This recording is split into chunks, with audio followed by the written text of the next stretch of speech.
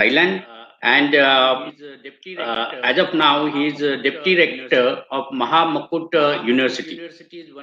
Mahamakut University is one of the largest university. It is basically for the monks. They teach monks, and there are two universities. One is MCU, and another is MBU. So this is Mahamakut Buddhist University, where Dr. Anil Sakya, he teaches the monk. He would be joining us very shortly. And let me tell you that Venerable Anil Sakya is from the same clan of that of Buddha. He also belongs to the Sakya. So he also belongs to the Sakya clan, of which we know that King Shuddhodhan was just Sakya. So he also, Dr. Anil Sakya, Venerable Anil Sakya, belongs to that clan. So we are very fortunate to have with us Venerable Dr. Anil Sakya. I would request you to seriously listen to his talk. He is extremely good. He has traveled quite a lot abroad. He goes to many seminars and delivers very forthright, opinions. And you can actually ask him some questions if you are in mind. Actually, we have received some of the questions which we have shared with him. He would be answering some of them, and maybe if we get some time, maybe we can answer. We can actually ask him some more questions. So, may I now request to take Venerable online, please? And after I finish his introduction, I would request to take me off the screen.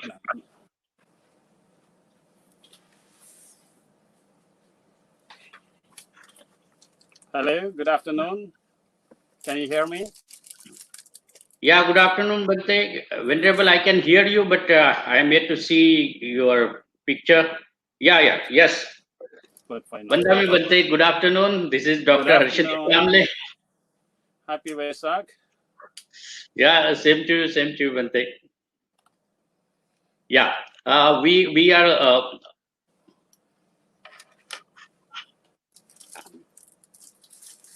So.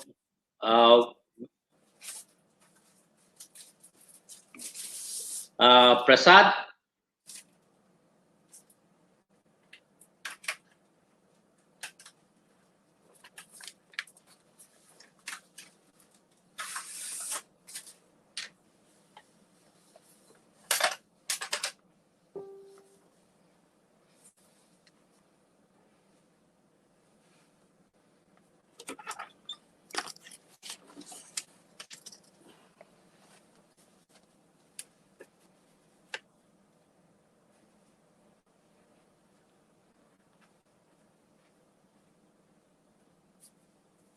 Any chat? Chat to me here.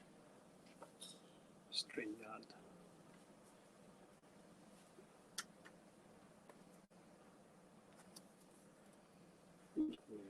Tôi năng sẽวิ่งได้ด้วยอะไรได้ด้วยเนาะดีกว่าสูงเยอะ เดี๋ยวเราต้องฝึกตรงนั่นของเราประเด็นเราจะทำอะไรอย่างนี้กับขึ้นกดโปให้ได้ด้วยสบายใจ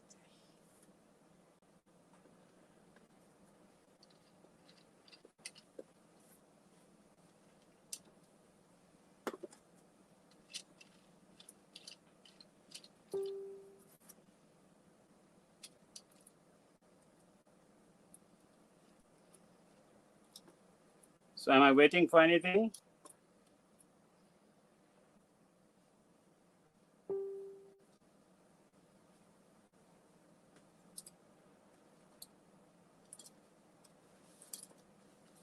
Are you ready?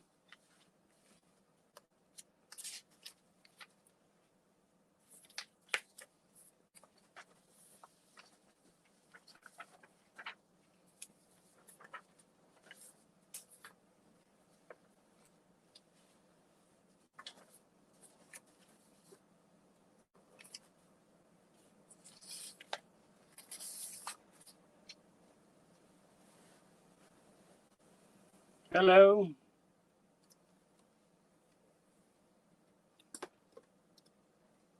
Hello. Can you hear me? What is going on? I don't see anything.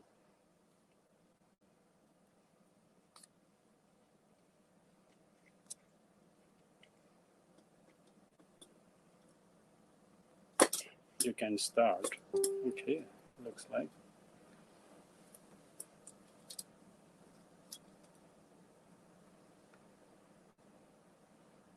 Good afternoon. On this very special occasion of the Buddha's birth, enlightenment, and passing away of the Buddha. Internationally, it is known as Vesak Day.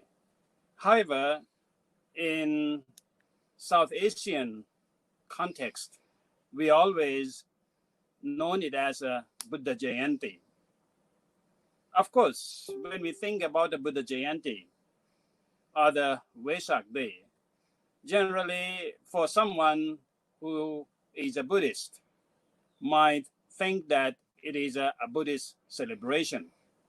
Of course, it is a Buddhist celebration because after all, it is a day when the founder of Buddhism was born, was enlightened, and passed away. However, our Buddha is in a very special position, I guess, as the birth of the Buddha, the Vesak Day or the Buddha Jayanti is not only celebrated among Buddhists alone. These days, since 1999, we knew that even the United Nations organization already announced and acknowledged as a world important day because after all, Buddha is the personality which we always go with hand in hand with the idea of a peace and harmony, and after all, the word happiness. Buddha, who was born in Nepal and made his career in India, and his message was all over the world. And his message is not only admired by Buddhists alone, even non-believer in Buddhism, even someone who never heard of the Buddha or never think of adhering the Buddha's teaching. But what happened is that in their life, in the teachings or in their study, they might have chance to learn about Buddhism in one way or another. Buddha is known among the world in many different ways. Especially this year, we are in a very dire situation. The plague virus named Corona, or the COVID-19, it is really hitting hard the whole world. The global pandemic of coronavirus, it's really disturbed the way of our living. Of course, the most very important and hard hit issue is our public health. Many died of this virus and died so quickly as we are not prepared for it. But secondly, it is not only the public health we are facing such a challenge. With the coronavirus, it is also hitting so hard with the economy. So that's why at the moment we are seeing that, or we are talking that, whom should we fear of? Whether we should scare of the coronavirus, or we should be worried about, we should be worried and very difficult to find even a meal for a day. So these challenges is not only challenge of one country, one nation, but it become a global challenge. It's become something every human being in the world is concerned. So in this way, how can we challenge? How can we celebrate it? How can we celebrate the Vesak, the founder of the birthday of the Buddhas, or the founder of Buddhism? And of course, when there is a question, when there is a challenge, we always find a solution. I guess this is a nature of human. And as we are brave human, as we are always challenging ourselves to go through the crisis of every time, just as what Buddha had taught us. Buddha have given such an idea even 2,600 years ago that life is a crisis. Life is a challenge. Dukkha is a challenge. Dukkha is a crisis. It is nothing about going to the next world. It is nothing that we are expecting what we do this life and then go to receive it at the next life. The whole idea of a Buddha Dhamma, the whole idea of what we call Buddhism is all about challenging day-to-day life. Because we are amidst of the crisis. We are challenged by all kinds of challenges. Forget about Corona. Corona is only one pandemic which we are facing at the moment. But if you go back and look at the history,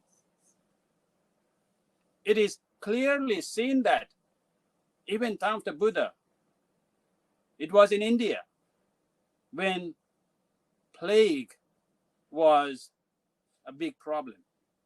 So that's why in the text we can hear the Ratana Sutta, the discourse on the jewels, which was chanted in order to calm the outcome of the pandemic at the time. It was a kind of pandemic created by similar virus, I guess, because it was said in the first stanza of the Ratana Sutta itself that Yani da bhutani samagatani bhummani va yani va antalike. What it really mean? Yani da bhutani. Of course, when we hear the word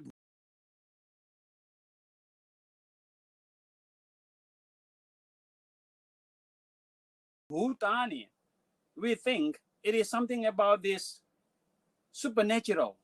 It is something about the God, an invisible being. I guess with the case of Corona is some kind of being which categorized under invisible being. We have to use a microscope to be able to see that. With our naked eyes, of course, we don't see the virus, and that's why it's make us so scary. So what is the advice we can get from the Buddha then? What is the advice we can draw from the Ratana Sutta then?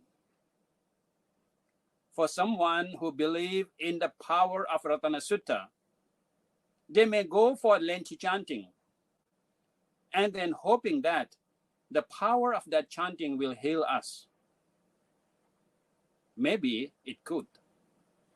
But if we understand the essence of the sutta itself, then we'll understand that it is not as we think. When we chant the sutta, if we scrutinize the essence of the sutta itself, it is clearly said that first of all, we have to understand the nature of the virus itself. We have to understand the nature of bhutani, how it works. For example, we know that how COVID-19 works with human, how it spread. So if we know how it works, then we were able to prevent the impact from the virus itself. In that stance, Buddha says that we have to treat with it as a loving kindness. Not to treat it as a friend, but as a virus which we don't know how it came, but it is having a greater impact upon us. But if we understand the nature of it, I guess we can live side by side. There are so many bacteria, there are so many viruses in this world, and we are living with that. But when we understand the nature of it, we can live it peacefully. And that is what we are searching for. How are we going to live peacefully with such a virus? In order to do that, Buddha gave simple solution that if something happened in this case, in this scale of pandemic, which even keep us apart from celebrating the International Vesak, celebrating such an important day for among us. Originally, we were planning to come and see you in India, but the coronavirus keep us apart. But I think with this kind of communication using the technology, I would say that we are victorious over corona. Although corona trying to keep us apart, but we have all the tools and mechanism and way that we can still be together. So when we think about the word alone, which is a very important vocabulary in the global pandemic at the moment, because the main problem with the global pandemic of corona is that we have to be aware that we keep social distancing. Unfortunately, as a human, we become so used to intermingle. We become so used to be socially engaged. And we thought that that is our life. But if we really look at it, when we were born, do we born in a group? I guess not. When we were born, we born alone. And when we were born, are we happy? Again, I guess we are not. Because the first symbol we see with each birth of a boy, a girl, is the cry, the voice of a cry. If we are happy, I guess that we should be born with a big smile. But we are never. I have never seen and I have never heard any case that we born with a big smile on our face. But every human being, when they're born, they cry. That is already telling us the truth of what human all about. Since the day we walk out from the mother's womb, it is already crisis. When we are in the mother's womb, I guess that we are protected by our mother. But as soon as we are walking out from our womb, all the security is gone. And everyone's life have to fight for themselves. So this is the great lesson Buddha taught us. So that's why Buddha says that the birth is suffering. The birth is suffering. To run a life is suffering. So basically what we're all about is this crisis. So therefore, in a way, when we are in such a crisis, the most importantly, we have to think through and then try to get over such a problem. So I would like to bring back such a message, what we can get from the Buddha's teaching. In one of the Buddha's teaching, Buddha says that in order to come over any crisis, in order to come over any problem, whether it is a big or small, we have to develop our mindset in 4 different stages. The first stage of our mindset we have to develop is that Patisankhana bala. What does it mean? Patisankhana bala basically means that it is a power of computations. We need to develop such a power that we see things thoroughly in our life, in our daily life. We are taken away with all the power of so many things. And especially, we are always taken aback by the power of greed, the power of aversion, the power of delusion. Not only that, we always think that we are great, we know a lot, we are smarter. I know, I got such and such a degree. But sometimes we know that all the world's affairs, what is going in America, what is going in China, what is going in Russia, what is going in Europe, what is going in Thailand.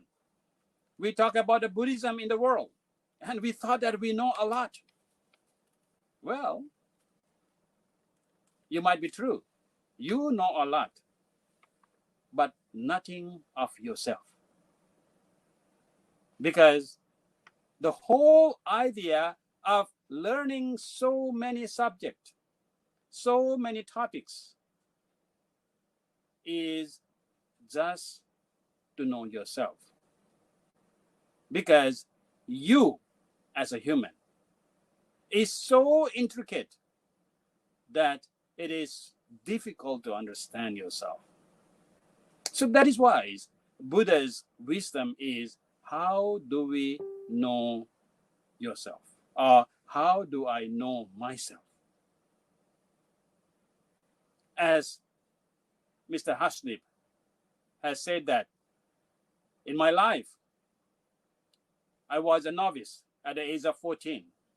And throughout my life, I was able to achieve with what I call the most people's dream of having a PhD from the prestigious university. Of course, I got it. But what makes me a human, what makes me a simple monk as I am now, is that with a degree, with that is the knowledge I gained from the university, or is that something I relate? Who am I with you guys who is in India at the moment? It is not a degree. It is a care and love and compassion we are sharing in this very critical moment. And this is how we are celebrating a Buddha Jayanti. Because after all, Buddha Jayanti is all about celebrating yourself, celebrating who you are, knowing who you are. If you know who you are, then you are eligible to celebrate. Because there is no such thing as you or I, after all. So any problem, any crisis, when it hit like this, so Buddha asks us to bring all the power among us and compute it and think through it. Look at it as one of the challenges we have to go through. Of course, that is not only the doctrine, it is not only theory. At the moment we are facing such a problem, how we are going through this pandemic. So you have to think wide. You just can't think in one dimension. We have to think in a multi-dimension, what is called prajna or the panya in the Pali. Because the word prajna or in panya in the Pali basically means that knowledge from the multi-dimensional knowledge. We need to develop that skill at the moment. Once we are able to develop that skill and able to see through things, especially at the moment, the coronavirus, then immediately we will have an energy to fight with that, to get over that problem, to get over that crisis. So that's why the power of development, bhavana bala, is another step we have to develop in our mindset. Because when we realize that the dukkha is a problem, first of all, we have to identify it is a problem. Once we see that is a problem, then we will find a solution. Or we will find the cause of the problem first. Once we find the cause of the problem, then we will have to find a solution. The bhavana bala. So you need to have that power. But however, in order to stop that problem, you have an ability of computing, you have an ability of development, but both computation and development has to be make sure that it is anavacca bala, which means that it is not corrupted. It is pure. It doesn't give byproduct, wrong byproduct. Imagine a lot of development projects these days. When we think that we want to develop something, but end up destroying a lot of other things. And that is what we call development. So that's why some scholar even said that the foundation of the development is a destruction. So whether you think that this development is good or not, for sure, you have to destroy something in order to have a new one. So therefore, you have to make sure that the power, what you have to develop at the moment, in order to develop some things, that your mind has to be not corrupt.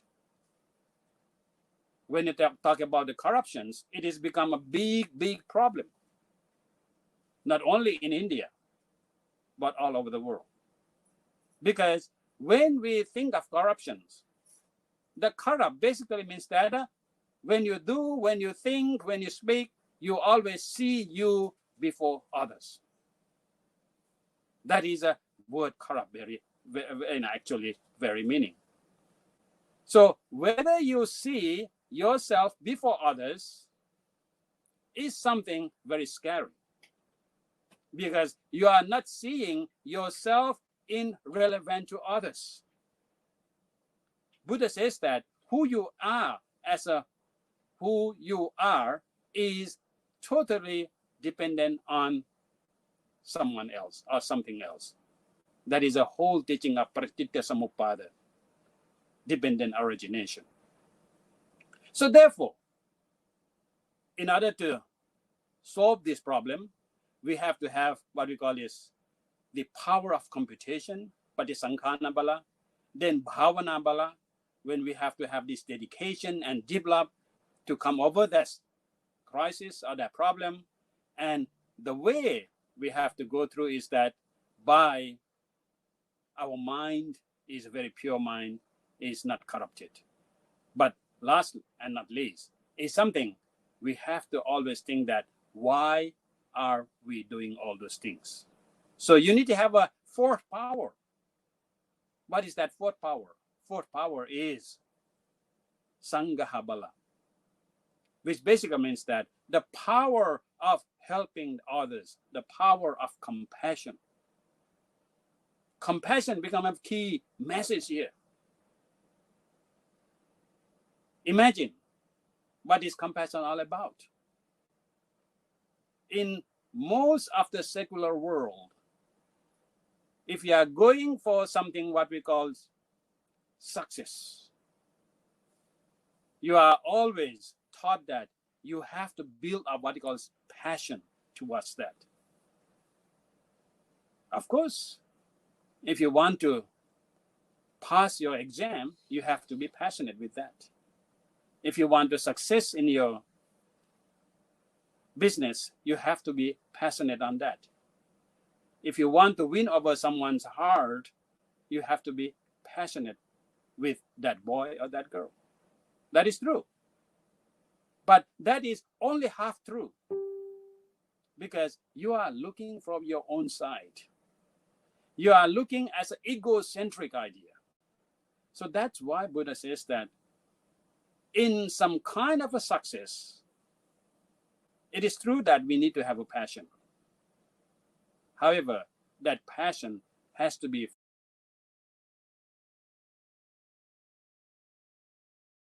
founded on the way the way we are living in society. So that's why we have to be passion. Our self-passion has to be always linked with the other people who are living together with us. So that's why it has to change, or it has to expand it, our self-passion to the common passion. And that is the word compassion all about. So it is another egocentric. The self is secure. Self is peace and happy, because the way the self is going to relate with whoever, wherever. So if you create the surroundings in a way very amicable, in a way that is peaceful, in a way that is more happy, it means that you are making yourself happy too, together with all the people who is surrounding you. So this is the very important message at the moment we need it. So in order to celebrate a Vesak as International Day of Vesak, not only in a way of celebrating the birthday of the Buddha, a founder of Buddhism, but bring that and celebrate yourself.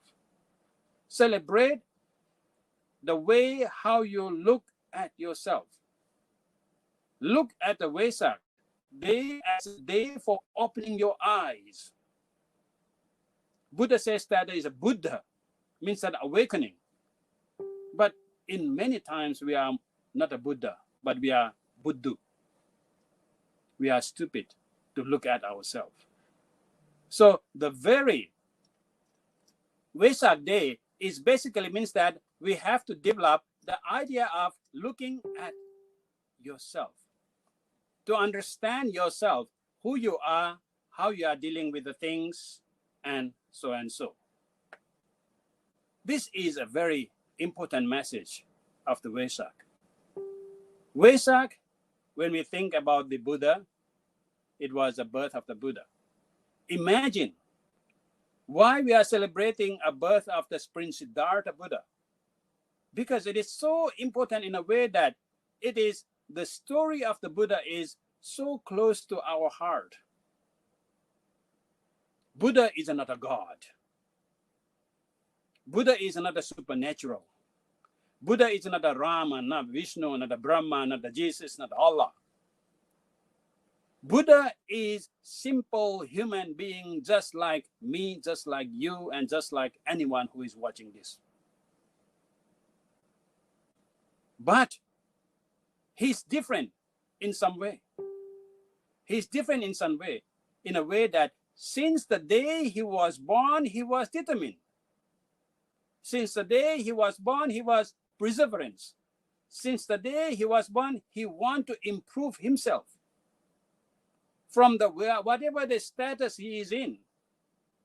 Of course, he was born as a prince, but he was not satisfied with status, because he was not satisfied with the something we always satisfy with actually. Because in our life, imagine, we earn a lot of money, and with the money, we go and build up our power. And suddenly, we stuck in this money and power, wealth and power. The wealth bring power, power bring wealth, and so, and suddenly see we stuck on this vicious circle, and we are never able to come out. We thought that being a rich is a good thing. We thought that being a prime minister, being a military, so and so, is a good thing. But Buddha says that it could be good, but it is not because of richness. It is not because of your position and power. The goodness is come from your heart. The goodness is coming from your behavior towards society. It is not a jat. It is not our varna. which makes you good or bad. It is our karma which makes us good or bad. Then our karma is always has to be founded on compassion as well, because we are living with others. When we are living with others, if we are so selfish, how are we going to live with others? It will create more problem. So therefore, this is the message what we get from the birth of the Buddha. We all born equal. Everyone, when we are born, cried. I guess even the Prince Siddhartha, when he was born, he also cried just like us. But his cry, his voice of cry is more louder than us, because he have an aim in his life. He has a goal in his life. So therefore, with the incidents of the Buddha's birth, we have to think that who we are then. Our friend Prince Siddhartha, who was able to go through all these crises, and why can't we? Because when we're born, we are not different than the Prince Siddhartha. We are born out of womb of our mother, just as the Prince Siddhartha get out of the womb of Mahamaya, Queen Mahamaya. So therefore, the first idea of the bird is that all humans are equal, but we can be a better human through our perseverance. Imagine, that is a great message we have to think on this Vesak. So what is the aim of your life? What can you change? What can you do to change this world in a more peaceful way, in a more happier way? Not only yourself, but of course, if you think of yourself in relevant with others, that is the matter. Then, what about the Buddha's awakening? When he says that Buddhato, or when he became a Buddha, that is enlightenment, that is awakening. It is opening your eyes. It's opening of the eyes of the Buddha. Awakening Buddha. And we are still sleeping, you see. Although our eyes are open, but we are always in sleep mood. We never knew that we are awake. We never knew that when you see things, you never see the things. Whatever you see through your eyes, you always see the way you want to see. You never see the way the object or the things which is. When you see a box, you see it in the way you like to see it. You never see a box which is just a simple box, which is a combination of this and that, it makes a box. No. When you see a box, your imagination goes on. I can bring that box to put my jewelry, to put my this. I can use this in that way. So you never see the reality of the box itself. So the Buddha's enlightenment awakening is that open your eyes and able to see the reality of the world. So imagine that. The message Buddha has given on this International Day of Vesak is something that we are always very sleepy, always in sleep. Buddha says that it is time to wake up. Put your alarm and wake up and see the truth.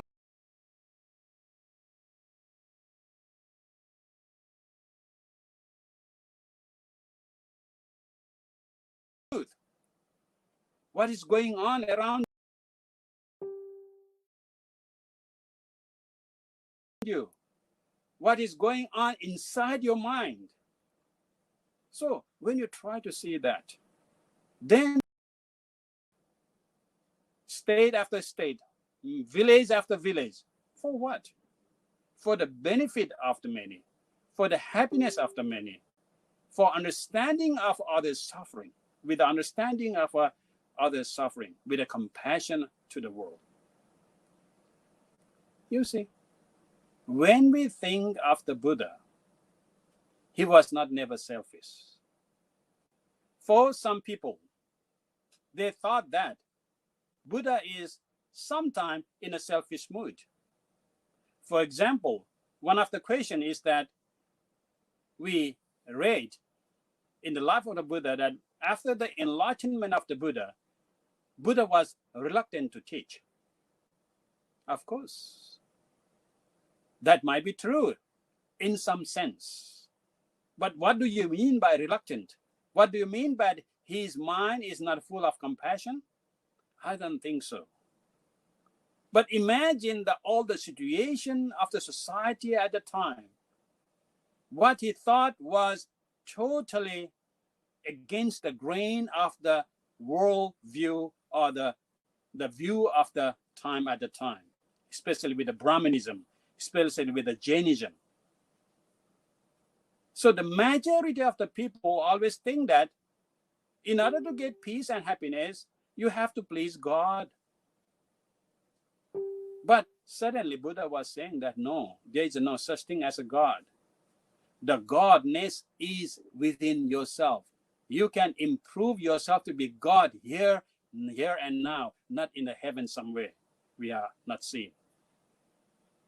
If you behave like a God, you are God. It is not only human, but you can be a God, a human God. Imagine in our life, we have seen many people who have this quality of godness. So Buddha says that is something what we need to develop. So open up your eyes and see that. So when he was he reluctant to teach that? No. What happened is that when he was just awakened and he thought that, okay, my knowledge is so deep. My knowledge is so complicated compared to the general understanding. How am I going to convince those people and see the things as I see? So that makes Buddha a little bit a challenge. So that's why what we call reluctant. But however, in a few seconds, Buddha changed his mind that in fact, I might try, because there are so many categories and qualifications of the people. What we call is 4 lotuses. But actually, in the Tripitaka, it is only 3 lotuses. The 3 types of people are that some people are so smart enough just to hint, just to give small hint, they might be able to understand very clearly, very quickly. Just like a lotus, we're just waiting for the sunshine. When the sun shines, immediately bloom. So there are such kind of people, which is easily understandable. How complicated is that? Doesn't matter. The second type of lotus or person is that we have to give a little bit of a care. Imagine the lotus is under the water. There's a lot of insecurity in that lotus. It could be fallen to be a meal for some kind of creatures. So we have to take care. We have to keep on teaching, guiding, but still can bloom at the end of the day. And some, of course, you need a lot of care, just like a lotus bud. It is very juicy. It is a very nice as a meal for some creatures. So that's why in order to wait and nurture it until it is ready to bloom, you might have to pay more attention and perseverance. That's all. But every single human being is able to teach. Purisa Dhamma Sarati. So therefore, Buddha was reluctant. Yes, in some way. He was thinking hard that how I'm going to teach. But as he realized the truth that there are so many kind of personality, human, and he changed his mind and went forward to teach. So therefore, Buddha's enlightenment and the way he taught for 45 years is that he never think of himself, but he think of the world relating with him.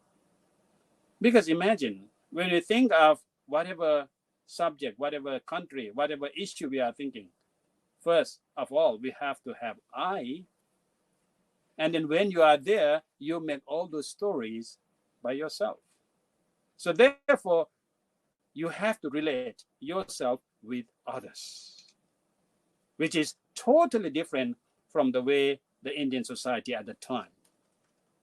Because Indian society at the time was so hierarchical in a way that it is very difficult to think in this way. So that's the reluctance the Buddha was facing at the time. But he came over that problem by seeing the nature of a human as a one human.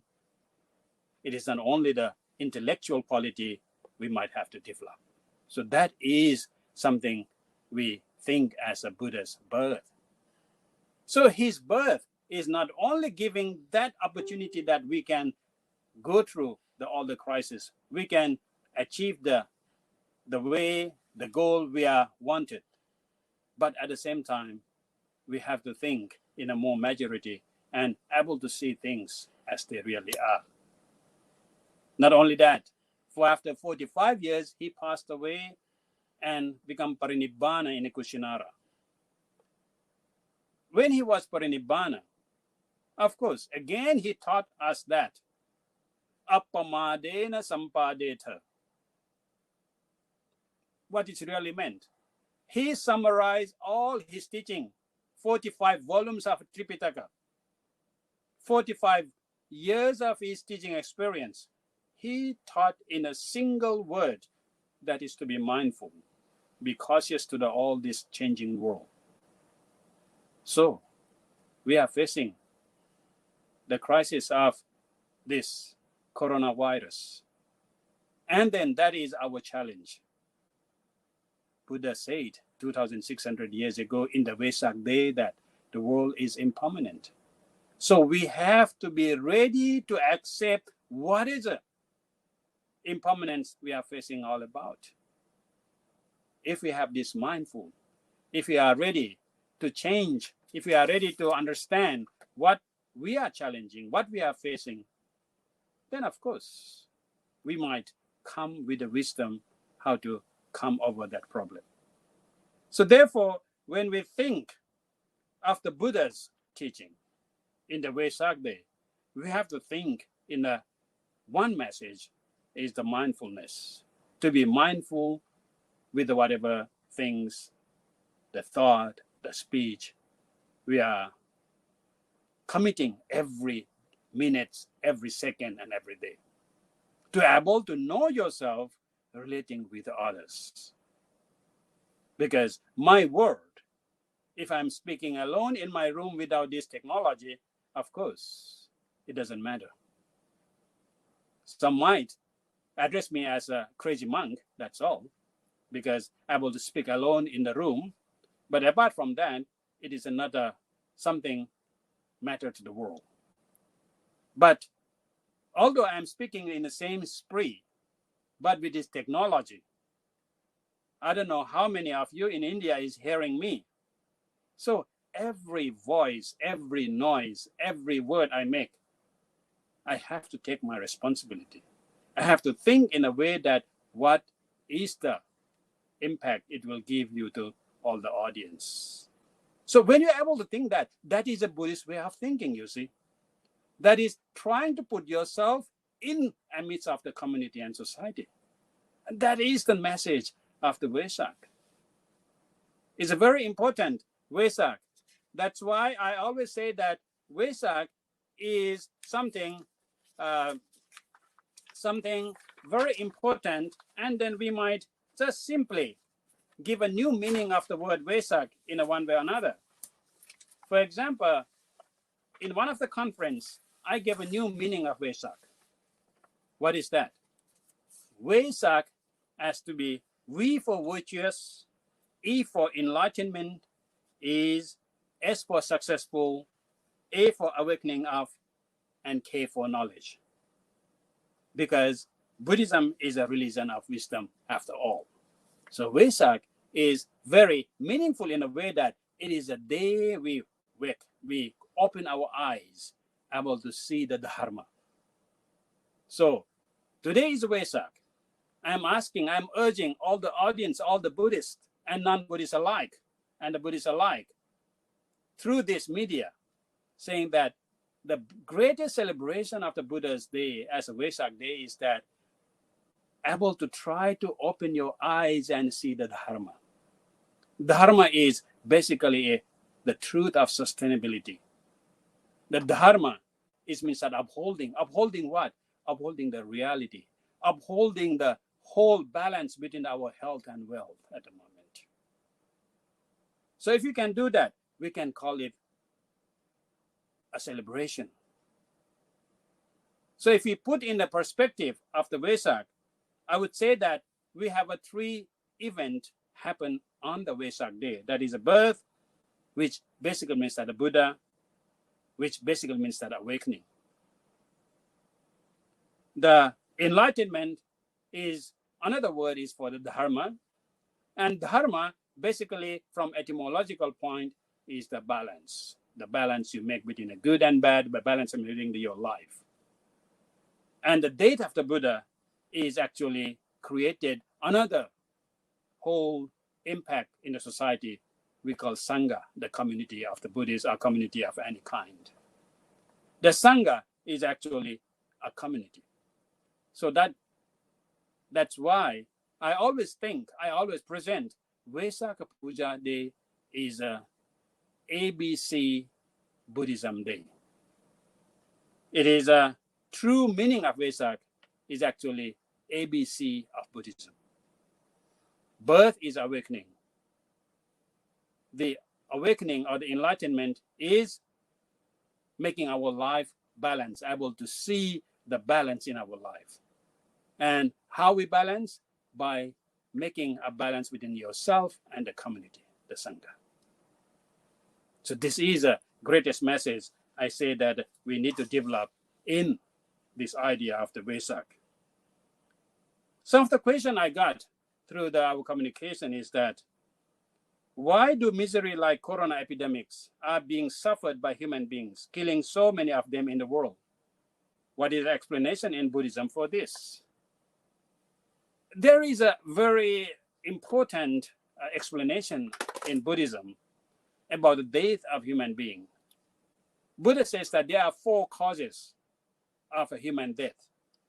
Ayukaya, which means that your lifespan has ended. Your age has ended, or your energy to live has ended. That is one cause. Kammakaya, your action is ended. Whatever you do, like all the actions, what you created, committed, that ended. So that is another cause of your death. The third is that ayu and kammakaya. So you ended both. You expire both your age and your actions. That is the third cause of death. And the fourth is that accident.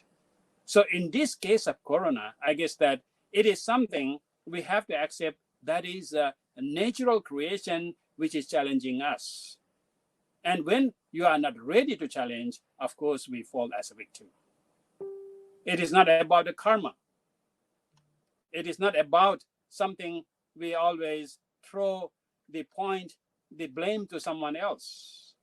But the things is keep changing. The change bring sometimes good and bad. And unfortunately, this coronavirus bring bad things to us. Another question is that how do the mechanism of having a Buddhist study in the different parts of India? This is a big another subject, I guess.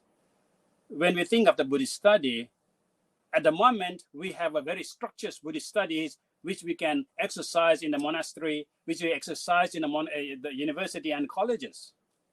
But the first step of Buddhist study, I would say that how can we study yourself? With the principle we can see from the Buddha's teachings. So if we can do that, the Buddhist study as a real degree-based Buddhist study will be easy to do that. Because one way of developing all the courses for Buddhist studies that, of course, there is a big, meganamous text in Buddhism, not only Tripitaka, commentary, sub-commentary, and so, which can learn for whole life, and we can't finish that. But at the same time, to put in a perspective, we can put it as all the degrees, all the level of our discourses. And again, these days, we should know how to apply it to be creative, what we call is 4.0 educations. It is not only memorizing, but able to use all this technique and technology in order to apply those teachings in our lives to make our life easier, to make our life more comfortable than we are facing at the moment. So therefore, we will see that all these questions we are facing in our life is very, very critical period we are facing at the time, especially in this pandemic. We are facing such a terrible disaster all over the world. And I have to think that all the health staff, health authority have to be sadhu for their effort, their dedication, especially in Indian context. Sardar Vallabhbhai Patel Contentment General Hospital are working day and night for COVID. So we have to think of their dedications, their commitment, which they are showing their knowledge and their expertise for people who are suffering with this coronavirus. We need more that kind of bodhisattva these days. When we refer to the bodhisattva, we always think that it is kind of the Buddha to be. But if you understand, we all are on the path to be a Buddha. We all are bodhisattva in one way or another. But in the case of the coronavirus, we can see the more visible bodhisattvas these days, more easier, because what we have seen, all this health authority, doctors are dedicating for the happiness, for the safety of humankind is such a dedication that we can't imagine what they have done to save a simple life. So therefore, we might say, we might think our Vesak is such an important day that we can bring the messages of the Buddha, the awakened one, and able to apply it in our life. Our life is uncertain. So that's why we always think we need to find some refuge. We need to find some guidance in order to find a way where we can follow and make our life a little pleasurable than what we are now. So stanza, what we always chant, these days in every temple, in every Buddhist, the simple word is the Namo Tassa Bhagavato Arahato Samma Sambuddhassa. What does it mean? We chant it, we memorize it, we remember so well, and we thought that that is a way to greet our appreciation to the Buddha. But Buddha never encouraged to appreciate him. Buddha says that the best worship for Buddha is the practice he's teaching. And basically, in the stanza of Namo Tassa Bhagavato Arahato Samma Sambuddhassa is the very important message of Vesak itself again. Because Namo, it is not only Namaha, but it means that taking things inside your heart, inside your mind. That is what we call Namaha. Follow, that is a word from the mana, the think, the practice. Practice what? Bhagavato, the compassionate one. As I said earlier, compassion is basically a very important idea for us to live together in a society. So therefore, how do you live in society? You need to have a compassion. A compassion basically means that you are always relating yourself with others. Bhaga. Imagine in our word, in our cultures, we always said Bhagavan. What is Bhagavan? Even the Buddha, we say that the Bhagavan Buddha. Bhagavan is the word from the word Bhaga. Bhaga means that the luck, sometimes we translate it. But to more simplifying the word Bhaga, Bhaga basically means that to make things or to see things as one of the others. So whose Bhaga? Whose part is that? We are somebody because of these other people. So we are partial of the bigger part. Everyone is a small partial only, or a small part only in a holistic approach. So once you're able to realize that, you become Bhagavan. Whenever you think that you are there for such a reason. For example, I'm a monk because there is a ladies. That's why my monkhood has become meaningful. So if you are a father, it means that you need to have a son or daughter. You need to have a child, whether it is your own child or it is an adopted child. So that means that you are relating yourself, the functions of father, with someone else. So therefore, the Buddha's idea is that this is the whole idea of a Bhagava or Bhagavan, is that you are always think in the ground of others. You are always think yourself related with the interaction you are creating within that subject, that topic. That is a Bhagavan. That is a Bhagava. Not egocentric and look at all others as the slave, all others as part of the accessories which make you most important person in that context. That is not a Bhagavan. Bhagavato basically means that we have to bring the idea and knowledge and able to see yourself in perspective of others. Then you can be a Bhagavato. You can be a Bhagavan. You can be a compassionate one. Your passion is always based on a common passion. That is the Bhagavato. What is Arahato? Arahato is another word we always hear from the Buddhist monks, and we always hear or read in the Buddhist text. It's called Arahanta. Arahanta or Arahato basically means that how do you relate yourself as a Bhagava?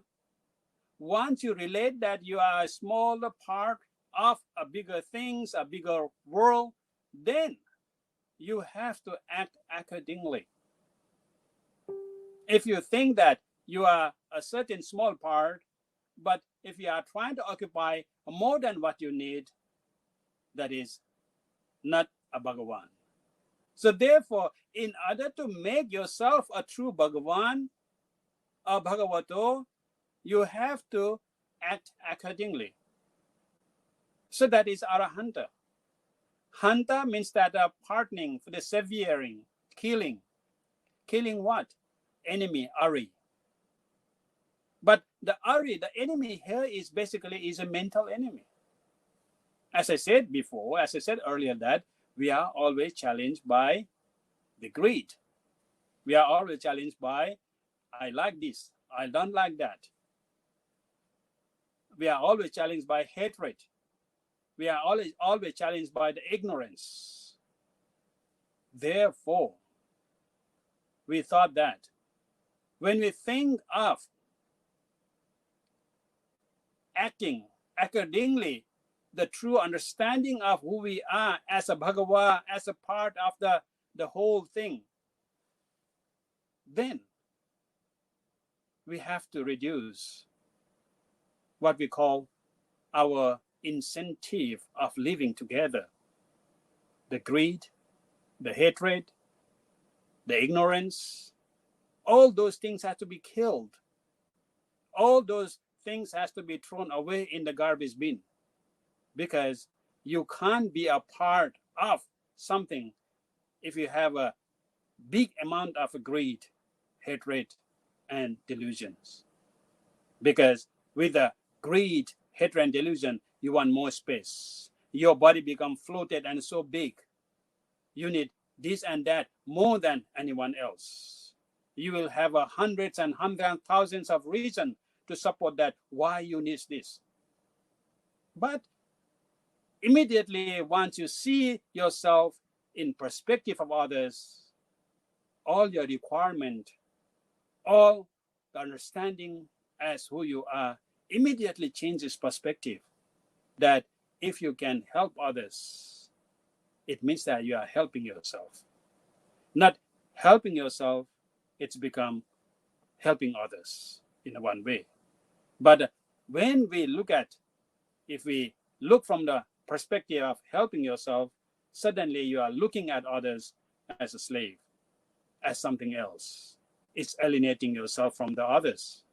But if you look at that, you are the part of this whole community. You are the part of this whole nation.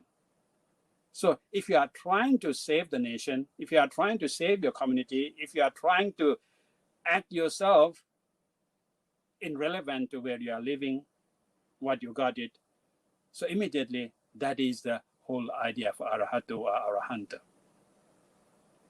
How can you do that? By having a Samma Sambuddho. Samma Sambuddho. Buddha means that knowing. Sam means that by yourself. Samma means that which makes you calm, or which can end all the kind of suffering. Samma is, of course, sometimes we translate as the correct, the proper, the noble. But in fact, it is a proper, it is a noble, it is a correct, because it is not creating any suffering further. So therefore, we have to realize, we have to understand, it is kind of a cognitive process we have to develop in order to realize the reality of the world, reality of yourself, when you are comparing with others in the society. That is simple meaning of Namo Tassa Bhagavato Arahato Samma Sambuddhassa. So whenever we chant Namo Tassa Bhagavato Arahato Samma Sambuddhassa, just don't take it as a sacred mantra, but take it as something, a very essential guidance to guide your behavior, to guide your thought, to guide your life. Whatever you do, whatever you speak, whatever you think, always think in the line that you are part of the society. You are a small factor of this whole world. And then act accordingly, think accordingly. Immediately, you can change this world. Immediately, you can transform this world to a heaven. Because everyone will be happy around you. Because the way you think is always not biased, not a greed, not a hatred, but it's always amicable. It is always peace dedicated. It is always happy dedicated. It's always prosperous dedicated. So this is the essence of the Buddha's message all about. So how can we use those teachings in our daily life? We say that Buddhang Saranang Gacchami, Dhammang Saranang Gacchami, Sanghang Saranang Gacchami. Of course, when we chant that, it sometimes gives us such a peace feeling. It calms our mind with this mantra, this chanting. But is that all? Of course not. When we say Buddhang Saranang Gacchami, basically we are dedicating, we are emphasizing, we are teaching ourselves that we should take wisdom as our guideline of our path of living. Buddha means awakening. It is a symbolize of the prajna. It's a symbolize of wisdom. So that's why whenever we do all the kind of chanting and rituals, we light the candles. Why we light the candles? It is not for the warmth we light. It is not to expel the darkness, but symbolically, it is true. Symbolically, when the candle is lit, it expels the darkness. Through that symbolism, we are teaching ourselves that with the prajna, with the panya, with the wisdom, we should be able to expel all the darkness we have in our mind, all the ignorance we got in our mind. Use the panya, use the prajna, use the wisdom to dispel it. That is a simple teaching. That is a simple teaching tool we can get very close to us. Buddhang saranang gacchami. Dhammang saranang gacchami. Dharmang saranang gacchami. Again, what is dharma? Dharma is principle. Dharma is a truth. Dharma is a upholding. Dharma is a sustainability. Even these days, we are talking about a sustainable development. That is exactly what dharma all about. So I take dharma as a refuge. Basically means that you have to use the principle to guide your life in daily life. So that is a dharma. Dhammang saranang gacchami. Then we have a sanghang saranang gacchami. What is sangha? Sangha is a community. Sangha means a group. Sangha means a society. Sangha means assembly. So in order to live in the society, what we need is that we have to understand our community. Once we are able to understand our community, once we are able to live in our society, that is basically means that a sanghang saranang gacchami. So it is very simple. When we say that I take refuge in a sangha, means that whatever society you are living in, you have to follow some kind of a social standard in able to make your life more comfortable. So that is a simple Buddhism. Buddhism talk about the wisdom, the knowledge. Buddhism talk about the principles which make you a perfect human being, and Buddhism talk about the society which you create a society and the society create you. Then we talk about the 5 precepts. Actually, it is wrong to call precept, to be honest. Sila basically means teaching. The sila basically means the normality, the reality, the satisfaction, its sufficiency. It's all about sila. Sila is another word, is a sila, which means that a stone, the heaviness, the stiffness, the firmness of your mind. So when we take a refuge and the 5 precepts, for example, panatipata veramani sikkhapadang samadhiyami, basically means that you are going to accept samadhiyami. Accept what? Sikkhapadang. Accept to study, to learn. Padang, the lesson. Lesson of what? Veramani, avoiding. Avoiding what? Panatipata, cutting the life, the prana. So it is not saying that don't kill, as we generally understood. It means that you have to be cognized of the reality and a pro and con of killing or harming some other animals, some other creatures, some other lives. And once you know the reason behind that, you will avoid by itself. Similarly, adinna dana veramani sikkhapadang samadhiyami, you dedicate yourself to study the lesson of taking things, taking goods, which is not given to you. The third is kamesu miccācara veramani sikkhapadang samadhiyami. In many cases, we translate that it is a sexual misconduct. But etymologically, it is hinting us to a more wider and a more sensible way. That is a sensual misconduct. Sensual misconduct means that you have to behave yourself, how you use your eyes, how you use your nose, how you use your ears, how you use your mouth, and how you use your body. So if you are using those senses in a way obstructing or in a way that you are destroying the human rights, you are not following the human rights, that is basically the third sila means. So as a normal human, you wouldn't go and destroy someone's right. You always respect someone's right. So it is not about Buddhism, you see. It is about a normal human, a humanity.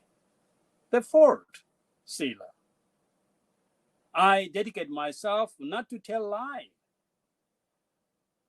to study the lesson of telling lie. Again, we are not saying that you shouldn't tell lie, because we know for sure many doctors tell lies. When they find a patient, if the patient is in some critical situations, many doctors may tell you a lie, because if you tell the truth, you might die sooner than you expected. So you have to tell lie in that sense. In English, we call white lies. But it's not about telling lies, but about intention of hiding something which is the truth. So that, again, you have to learn yourself, the pro and con of that. Sura meraya majapamadatana, we always think of alcohol and a drug and so, abusing after all the drugs and drinks. But actually, doesn't matter, it is a drug or drinks. But the main point of the fifth precept is that which make you unconscious, which makes you pramada. So Buddha's idea is that to be apramada, you have to be mindful. And all those substances make you mindless. Even coffee, even tea, if you make you mindless, it is included in the Sura Meraya as well. So if you are able to understand Buddhism in this tone, based on the Pali, based on how Buddha taught, it will touch your heart and make you a true Buddhist without announcing yourself as a Buddhist. Because your behavior is a Buddhist. Your speech is become a Buddha's word. Your association in the community become a very compassionate community. So,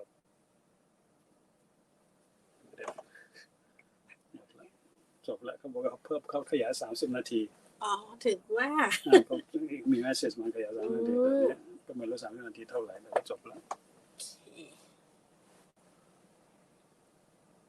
1 ชั่วโมง 12 นาที ก็จบพอดีไม่ต้องสรุป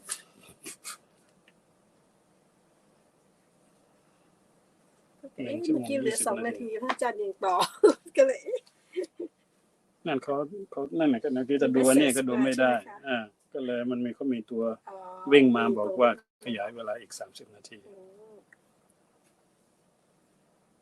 ตัดเลยแต่ดีนะคะอันนี้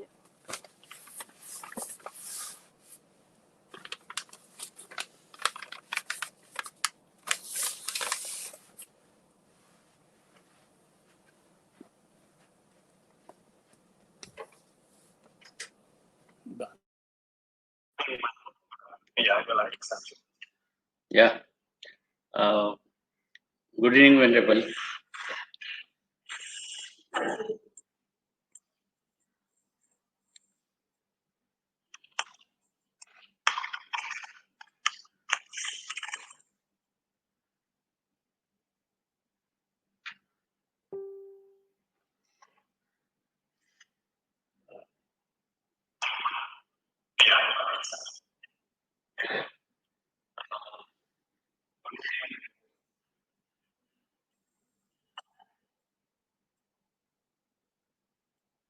Venerable, can I ask one question? May I request you to, can I please put for one question?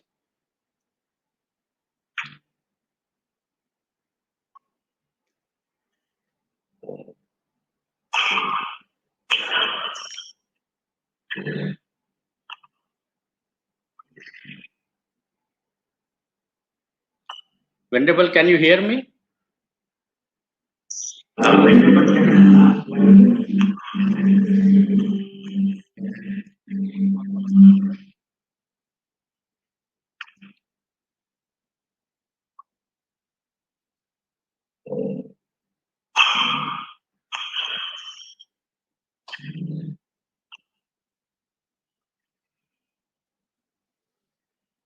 Yeah, GBC team.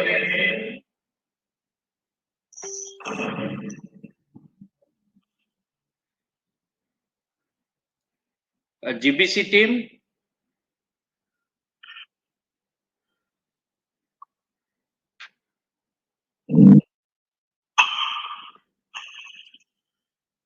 Okay.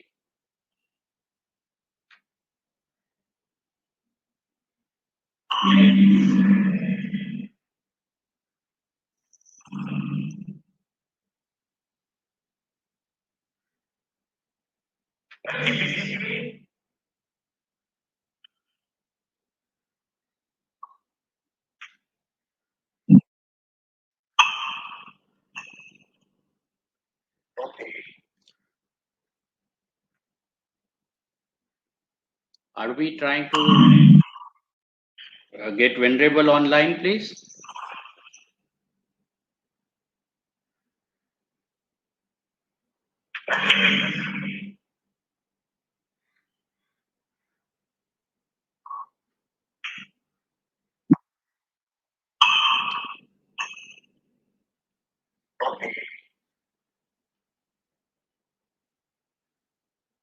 Are we trying to get Venerable online?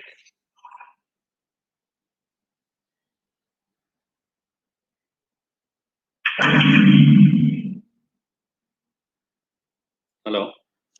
So, connection loss. Okay.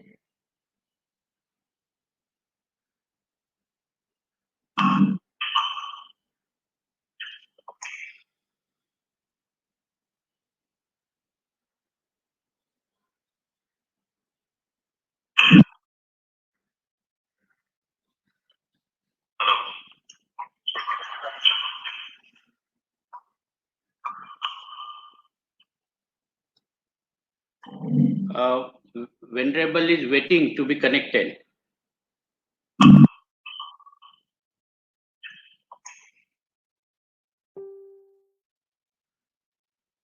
Please connect him.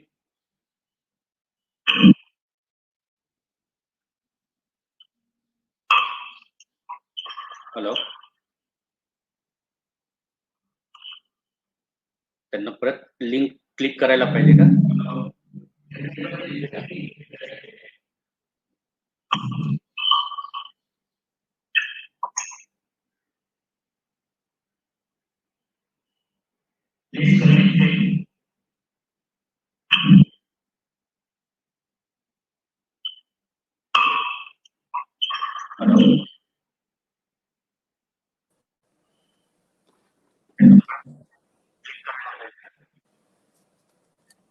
Yeah. Oh yes, Venerable. We lost the connect. I think we lost the connect. Yeah. Yeah. So And I think I was going too long, I guess, because I didn't have a watch with me.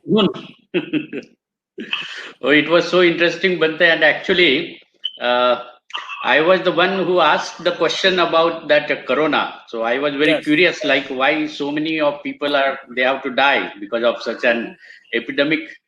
Yes. You very in detail you asked you gave the answer for that. Mm, I think I have covered most of the questions which I got through. Did I cover all the questions?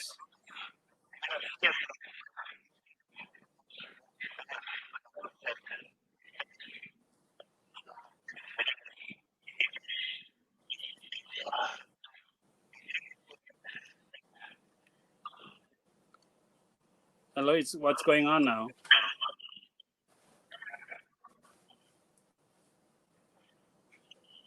yeah. Yes. Yeah. Yes, Bante. Yeah. Yes. I have one more last question to ask. Yeah. Mm, Yes, go ahead.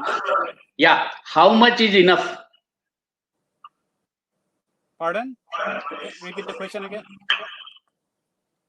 How much? How much is enough? How much is enough? Yes. Yes, it is a very relevant question at the moment, because in Buddhism we have got word called santosa, and the word santos or the contentment, and there is another such thing as how much. It is depends on the who you are.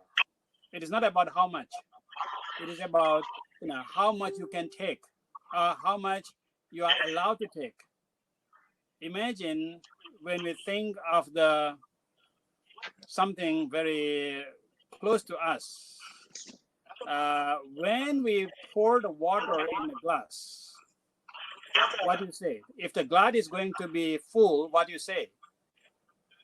Of course, you say enough, because you know that if it is a water is overflow, it spill all over, it makes dirty.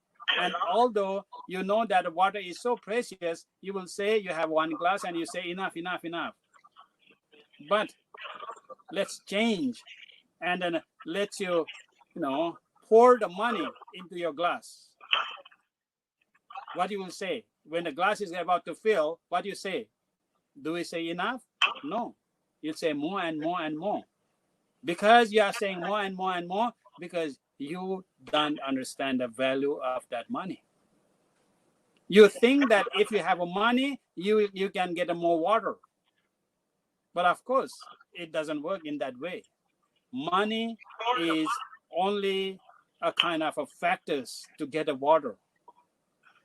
The reality, the essence of water, it has itself, because without water you can survive, but we can't. Without money you can still survive. So in terms of enoughness, from the Buddhist point of view, is that you should know what is enough when you yatha labha santosa. You should know the contentment of whatever you get it, and with the result you should know that it is enough for you. Yatha bala santosa means that you should know your energy, you should know yourself, that how much you can dedicate, how much you can put up, and that is the second contentment. The third is a yatha sarupa santosa. Basically means that it has to be based on the reality, the cause and effect. So that's why the how much is enough is different for each individual. We don't have a standardized enoughness. Enoughness is depends on each individual, but it rely on that the greediness or the whatever you wanted, it is creating the self-suffering and the other suffering or community suffering. That is totally wrong with the enough. With the word enough, you have to go with the word that I'm satisfied, other people are satisfied. I'm happy, and others are happy as well. And as long as I'm happy, others are happy in a proper way, in a dharmic way. And that is what I define as enough. Do you get that?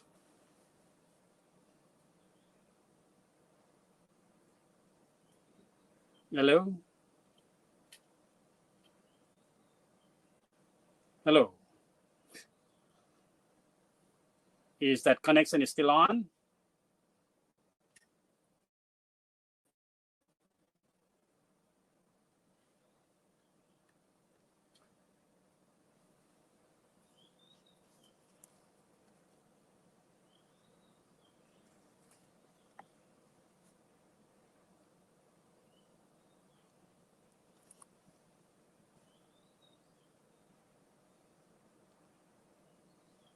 Am I still on, or do you have another questions?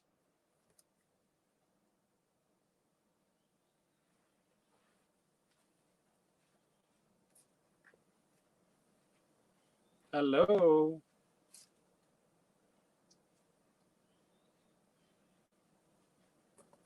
Okay. Towards the end of my talk, I would say that whatever we do in this very important day of Vesak as a celebration, it is not a kind of a party way of celebrating. It is a celebrating of our awakening. It is a celebration of our opening of our eyes to see the Dharma.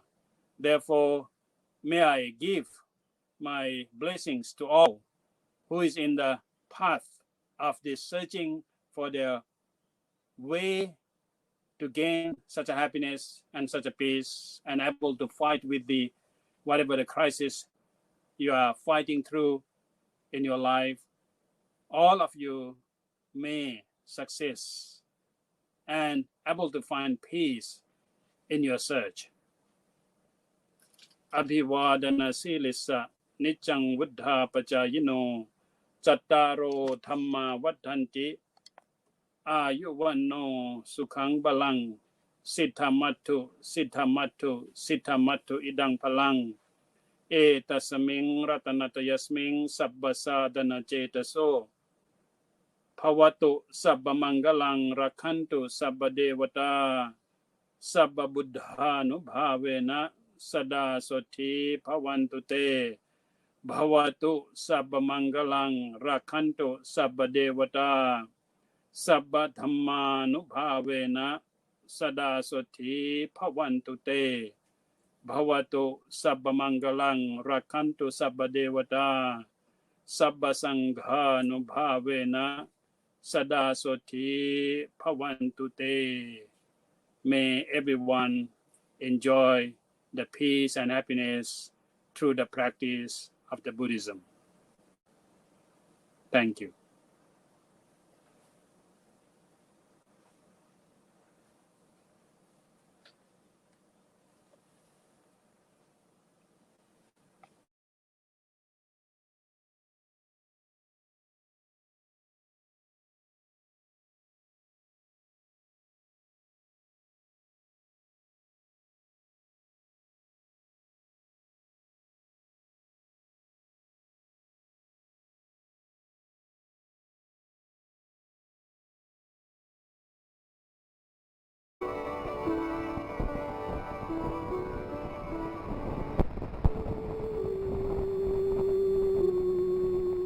Bhimrao Ambedkar एक गरीब फौजी सूबेदार की 14वीं संतान थे। अपने बचपन से ही वे जाति प्रथा की तकलीफ महसूस करने लगे थे।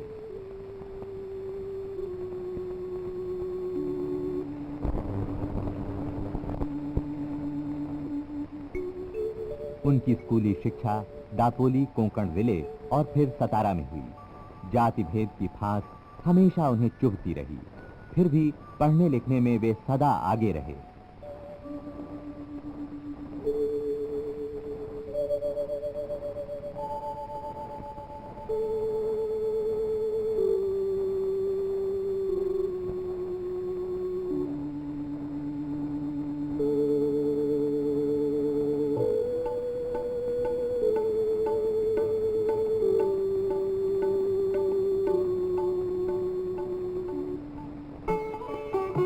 उनका परिवार बंबई आ गया।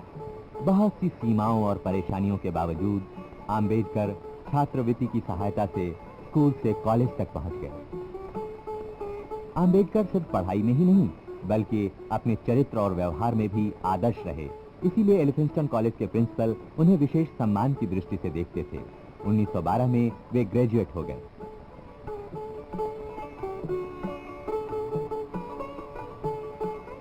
बड़ौदा के सायाजी राव गायकवाड़ ने उन्हें फिर छात्रवृत्ति दी।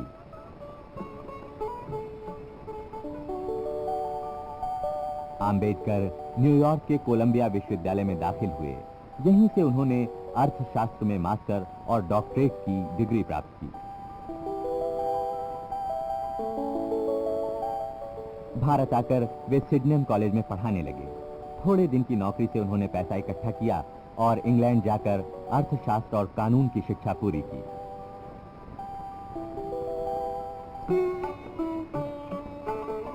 अब एक ओर थी पारिवारिक जिम्मेदारियां और दूसरी ओर था मुक्ति का संघर्ष। सभी बाधाओं से निडर आम्बेडकर सन 1924 में बंबई हाई कोर्ट में बैरिस्टर बन गए।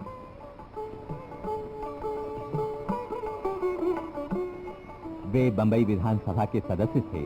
उनके सार्वजनिक कार्यक्षेत्र का विकास शुरू हो गया था। आम्बेडकर उस दलित वर्ग के हितों की चिंता करने लगे थे जो केवल भूख ही नहीं, सामाजिक अपमान से भी त्रस्त था।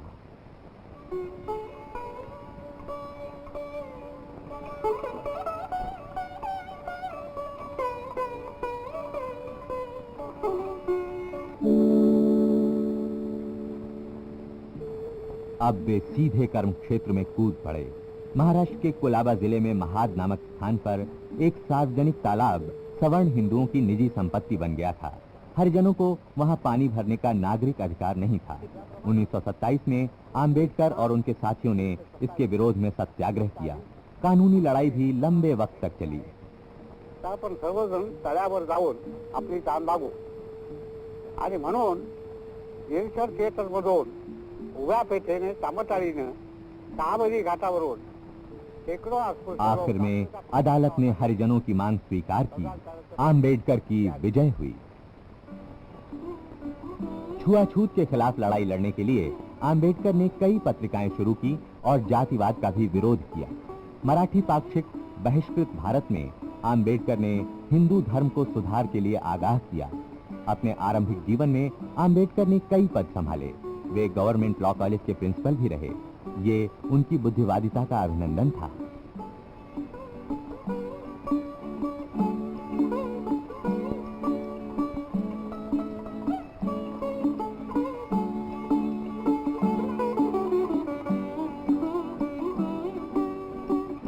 महिलाओं को पर्दे से मुक्त करने के लिए उन्होंने कई आंदोलन छेड़े।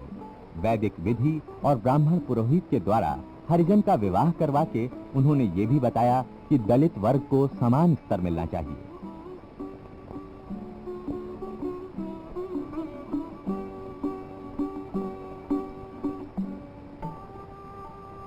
डॉक्टर आम्बेडकर अब तक सर्वसम्मति से दलित वर्गों के नेता बन चुके थे।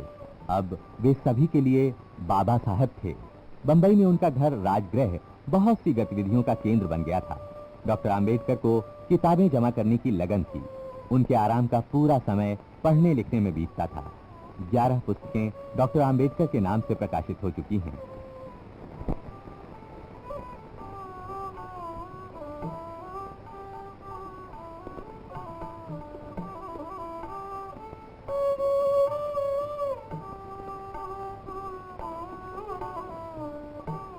उनका कार्यक्षेत्र बराबर बढ़ रहा था। उन्होंने आर्थिक और सामाजिक न्याय की लड़ाई लड़ने के लिए अच्छे कार्यकर्ताओं को संगठित किया।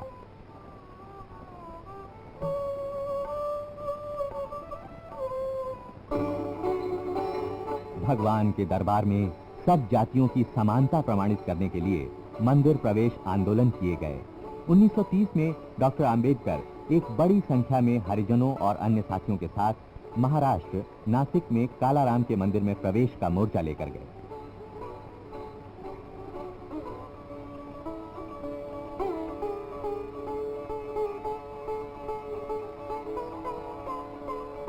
सामाजिक समानता प्रचलित करने के उद्देश्य से जनता नामक एक जनपत्रिका इसी वर्ष आरंभ की गई।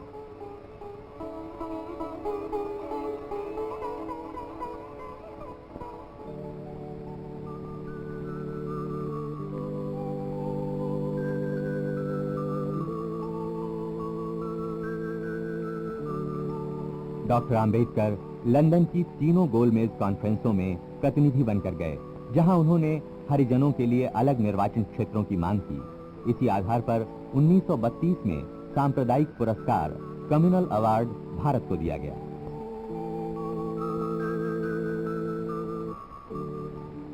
गांधी जी ने आम्बेडकर का विरोध किया। हरिजनों के अलग निर्वाचन के विरुद्ध गांधी जी ने आमरण अनशन ठाना। आखिर में पूना पैक्ट से हरिजनों को प्रत्येक निर्वाचन क्षेत्र में कुछ आरक्षित सीटें मिली।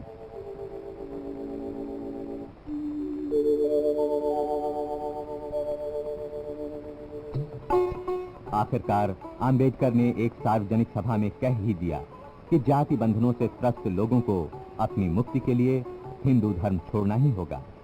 राजनीति में भी आम्बेडकर का क्षेत्र विस्तृत हो रहा था। वे वायसराय की कार्यकारिणी परिषद के सदस्य बनाए गए थे।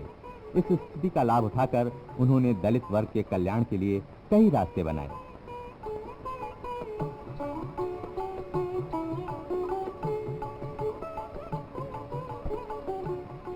नई योजनाओं के अंतर्गत दलित वर्ग की शिक्षा के लिए काफी धनराशि की और सरकारी नौकरियों में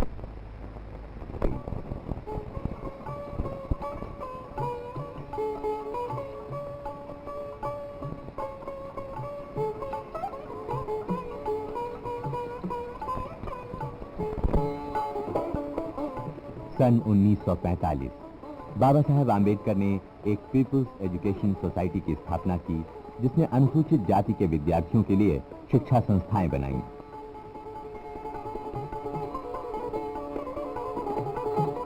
शिक्षाविद होने के नाते डॉक्टर आम्बेडकर को मालूम था कि ज्ञान से ही मुक्ति मिलती है। जातिवाद के शाप ने दलित वर्ग को अज्ञानी और नीचा बनाए रखा।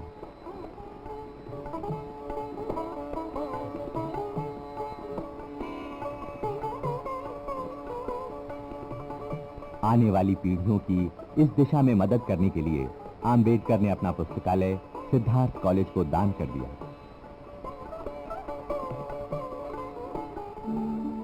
इधर आजादी की लड़ाई भी अपने अंतिम चरण में थी।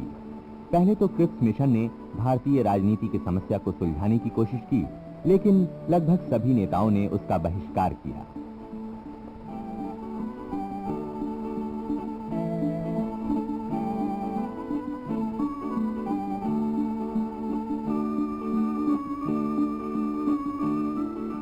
डॉक्टर आम्बेडकर ने भी दलित वर्ग की ओर से उसे ठुकरा दिया।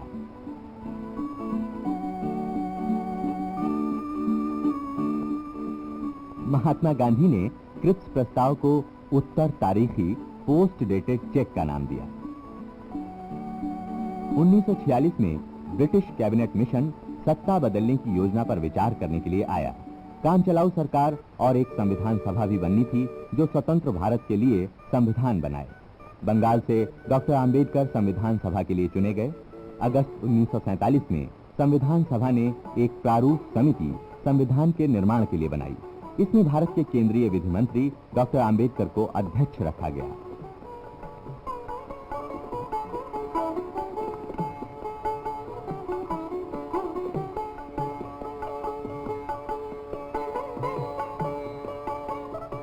संविधान सभा में बोलते हुए डॉक्टर आम्बेडकर ने कहा, जहां तक कि चरम उद्देश्य की प्राप्ति का सवाल है, हम में से किसी को भी ना कोई संशय है ना होना चाहिए।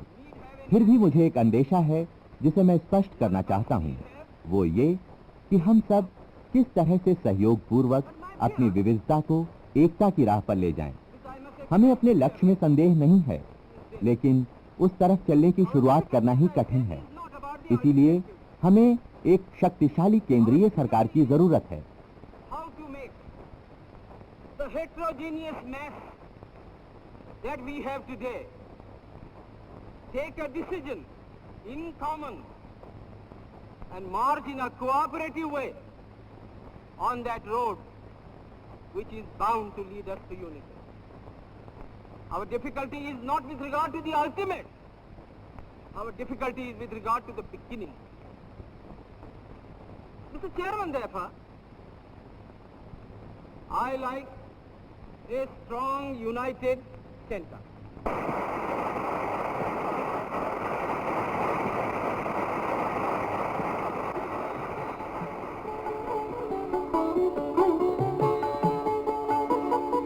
3 बार पढ़े जाने के बाद संविधान सभा ने संविधान को स्वीकार कर लिया।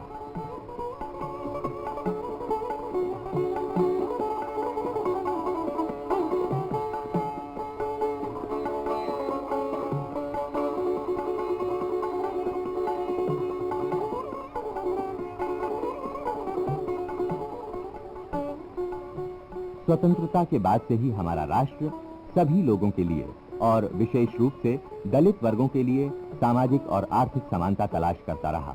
छुआछूत का अंत हो गया और उसे मानने वाले कानूनन अपराधी हैं। अनुसूचित जातियों के विद्यार्थियों के लिए आईएएस परीक्षाओं की शिक्षा का एक विशेष केंद्र भी है।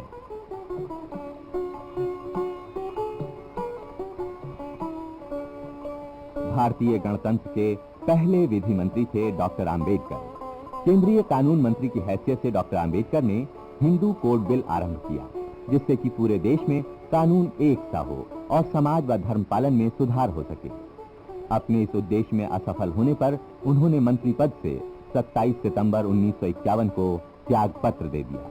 संवैधानिक विशेषज्ञ के रूप में डॉक्टर आम्बेडकर को सम्मानित करने के लिए कोलंबिया विश्वविद्यालय ने उन्हें कानून में डॉक्टरेट प्रदान की।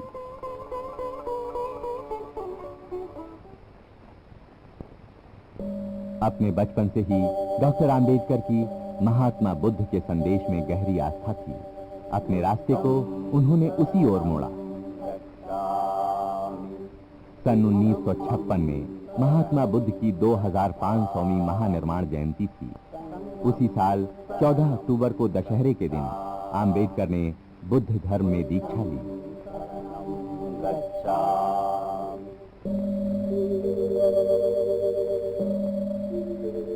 निरंतर मेहनत और अथक संघर्ष से बाबा साहेब का स्वास्थ्य कमजोर हो गया था।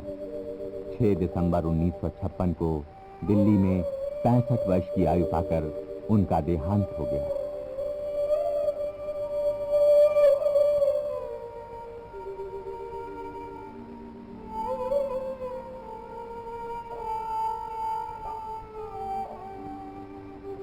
बाबा साहेब आम्बेडकर की अंतिम यात्रा के समय उनके साथ शोकाकुल लोगों का समुद्र उमड़ पड़ा। दुर्बल वर्ग का प्यारा नेता चला गया। भारतीय इतिहास में जब भी आर्थिक और सामाजिक न्याय की चर्चा होगी, बाबा साहेब आम्बेडकर को एक मुक्तिदाता कहा जाएगा।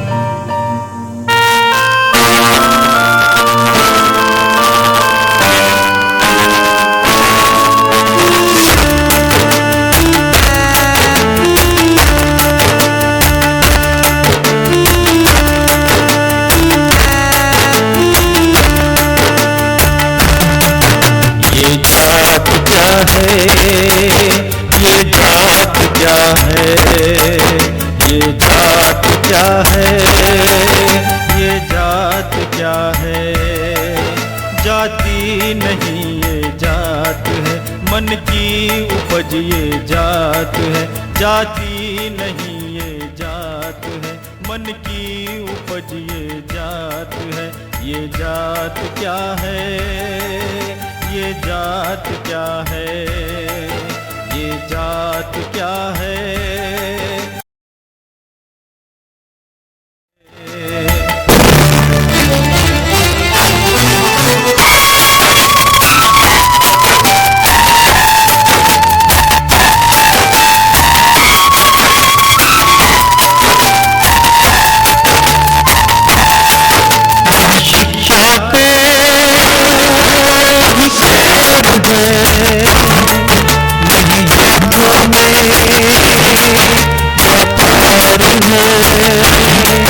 नहीं शिक्षा पे भेद है, नहीं हाथों में व्यापार है, पशुओं से भी अछूत बेकार है, घन घोर अंधेरी रात क्या है, ये जात क्या है, ये जात क्या है।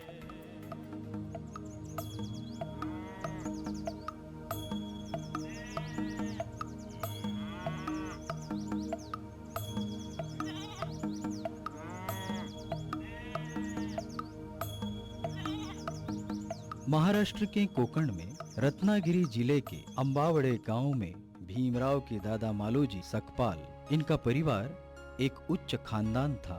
वे महार जाति के थे। मालोजी सकपाल के 2 ही बच्चे जीवित रहे, लड़का रामजी तथा लड़की मीराबाई। रामजी का विवाह भीमाबाई से हुआ। भीमराव इनके 14वें पुत्र थे। रामजी तब अंग्रेजी सेना में सूबेदार थे।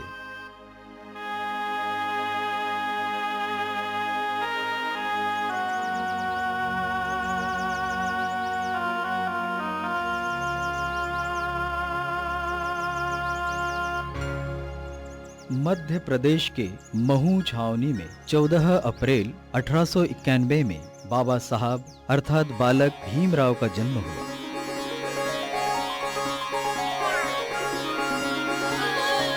मालोजी का परिवार बड़ा धार्मिक, दयालु तथा कबीरपंथी था। संत कबीर जात पात और छुआछूत के अत्यंत विरोधी थे।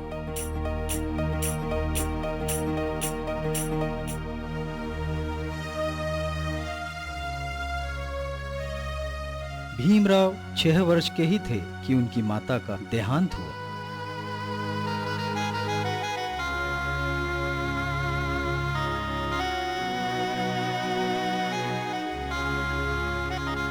पश्चात भीमराव का पालन पोषण बुआ अपने बड़े भाई के साथ पिता से मिलने सातारा से गोरेगांव जा रहे थे।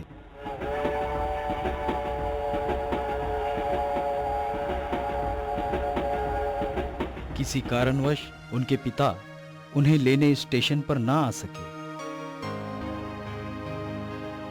कुछ देर बाद स्टेशन मास्टर उनके पास आया। क्या बात है बच्चों, कौन हो, कहाँ जाना है? काका, मेरा नाम भीमराव है। ये मेरा भाई आनंदराव है। हमें गोरेगांव जाना है। वहाँ हमारे पिता सूबेदार है। किस जाति के हो? हम महार जाति के हैं। महार? अरे रे, फिर तो मुश्किल है। क्यों काका, ऐसा मत कहिए। हम कहाँ जाएंगे? ठीक है, देखता हूँ, शायद कोई गाड़ी वाला तैयार हो। पशुओं से भी अछूत बेकार है, घन घोर अंधेरी रात क्या है। स्टेशन मास्टर ने बच्चे अछूत होने की बात गुप्त रखकर बच्चों को एक बैलगाड़ी में भेज दिया।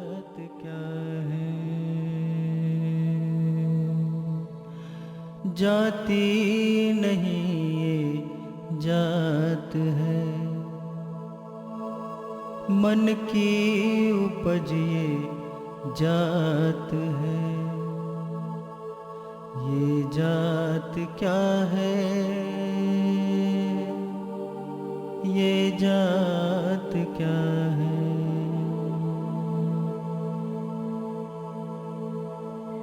किस गांव से आए हो बबुआ? काका, हम सातारा से आए हैं। दोनों ही हो, कोई लेने नहीं आया?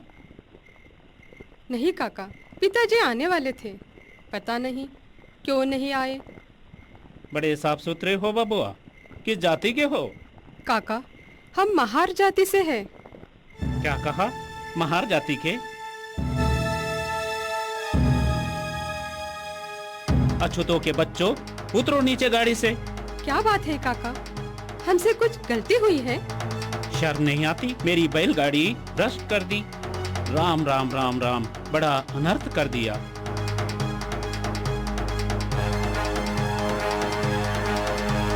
ऐसा मत कीजिए काका। बदमाश, जुबान लड़ाते हो अछूत होकर। इतनी रात में हम कहाँ जाएंगे? हमें गाड़ी में ले लो काका। बिल्कुल नहीं। चाहे तो दुगने पैसे लीजिए। ठीक है, किंतु बैलगाड़ी तुम्हें ही हाँकनी होगी। ठीक है, हमें मंजूर है।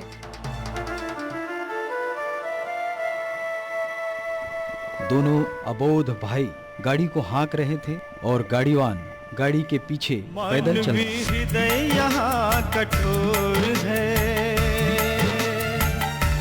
आदमी क्यों इतना मगरूर है। मानवी हृदय यहाँ कठोर है,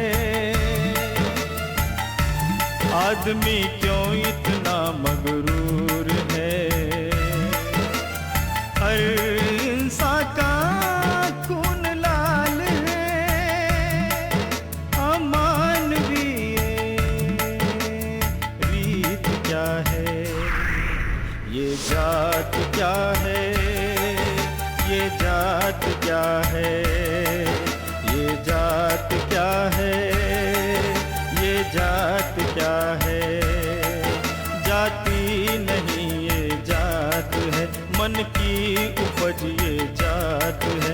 जाति नहीं ये जात है, मन की उपज ये जात है।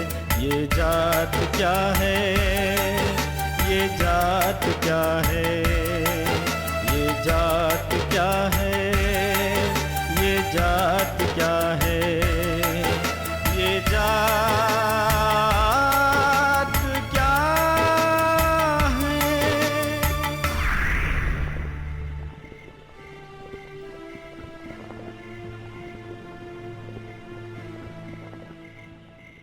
काका, हमें रोटी खानी है, बहुत जोरों की भूख लगी है। यहाँ कहीं पानी मिलेगा? क्या मुसीबत है, इन अछूतों को कौन देगा पानी? जाओ देखो, पड़ोस के गांव में कोई पानी दे दे।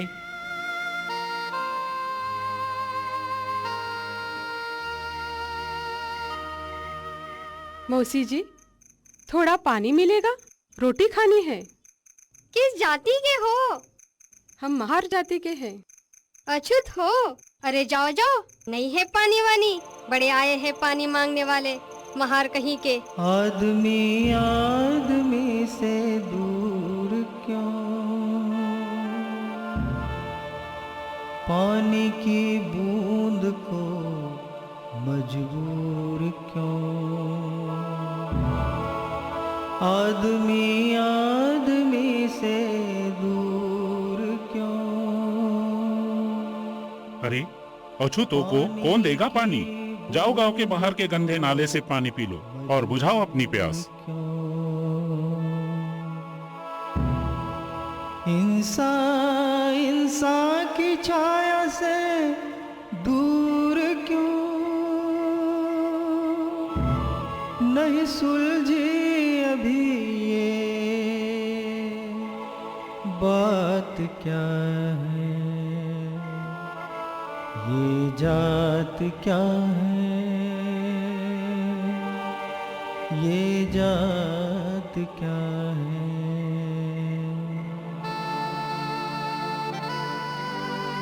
पानी तो बहुत गंदा है, इसमें तो कीचड़ और गोबर है। क्या करे भीवा, अभी की प्यास बुझा लो। भैया, हमारे साथ ही ऐसा दुर्व्यवहार क्यों? बालक भीम के जीवन में यह प्रथम कटु अनुभव था कि अछूत होना कितना बड़ा अभिशाप है। मानवी हृदय यहाँ कठोर है, आदमी क्यों इतना मगरूर है, हर इंसान का खून लाल है, अमानवीय रीत क्या है, मन की उपज ये जात है, ये जात क्या है, ये जात क्या है।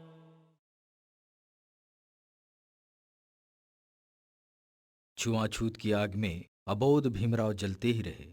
लोग उन्हें पानी भी दूर से ही पिलाते थे।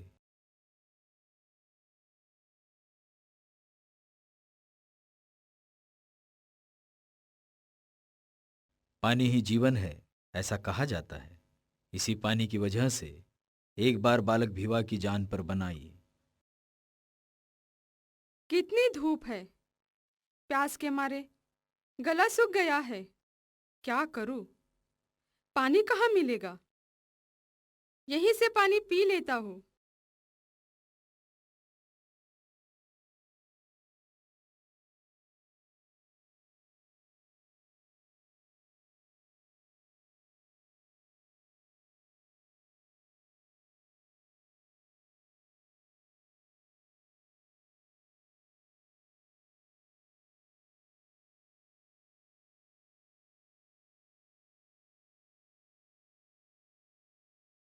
अरे लड़के, यहाँ नए दिख रहे हो, क्या नाम है तेरा?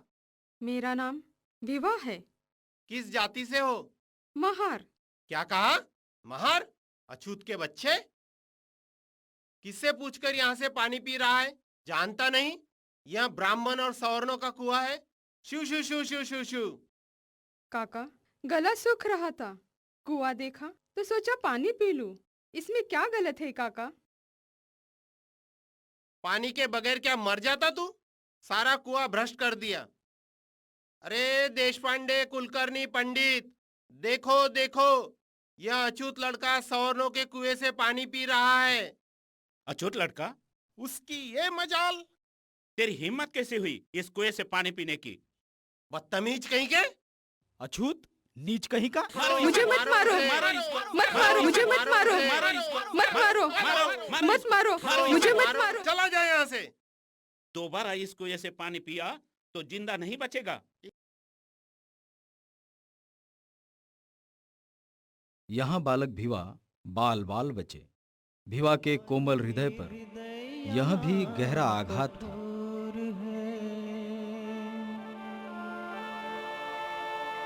आदमी क्यों इतना मगरूर है, हर इंसान का खून लाल है, अमानवीय रीत क्या है, मन की उपज ये जात है, ये जात क्या है,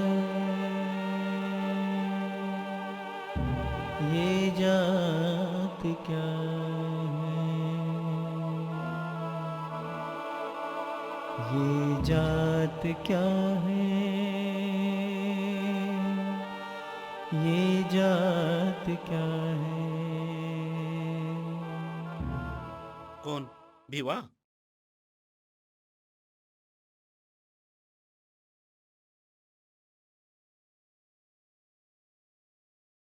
तो यहाँ कैसे? क्या हुआ? तुम्हारी यह हालत कैसी हुई? काका, मुझे बहुत प्यास लगी थी। उस सामने वाले कुएं से पानी पी रहा था तो लोगों ने मुझे बहुत मारा। अरे अरे, बहुत बुरा हुआ। आओ आओ भिवा, मैं तुम्हें घर छोड़ देता हूँ। घबराओ नहीं। तुम्हें तो बहुत मार लगा है, खून भी बह रहा है। रुको, मैं कपड़ा बांध देता हूँ। घर पर तुम्हारी बुआ से लेप लगाकर सेकने को कह दूंगा। उन्होंने मुझे इतना क्यों मारा काका? मैंने ऐसे क्या गुनाह किया? कुएं से पानी ही तो पी रहा था। काका, हम अछूत हैं, यानी क्या है? क्या हम उनके जैसे इंसान नहीं हैं? सच कहते हो विवाह, लेकिन यहाँ उन्हें कौन समझाएगा? अरे किसमें इतना साहस है? ये जात क्या है, ये जात क्या है। यह सिलसिला चलता ही रहा। एक बार बाल कटवाने भिवा नाई की दुकान पर गए। काका, बाल कटवाने हैं।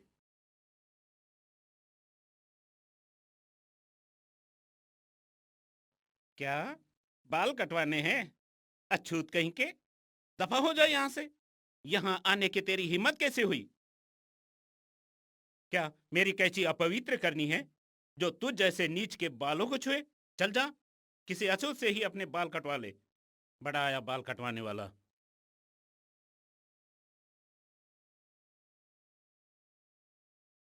भैंसे और भेड़ बकरियों के बाल काटने वाले नाई ने भी भीमराव को धुतकार दिया। भीमराव रोते हुए घर लौटे।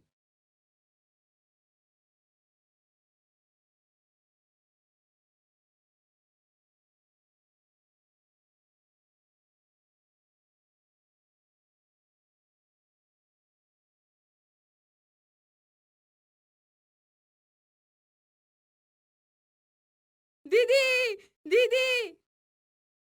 क्या हुआ विवा? क्यों रो रहे हो? दीदी, नाई काका को बाल काटने के लिए कहा तो मारने दौड़े और डांट कर भगा दिया। ओहो, ऐसी बात है। आओ, मैं तुम्हारे बाल काट देती हूँ।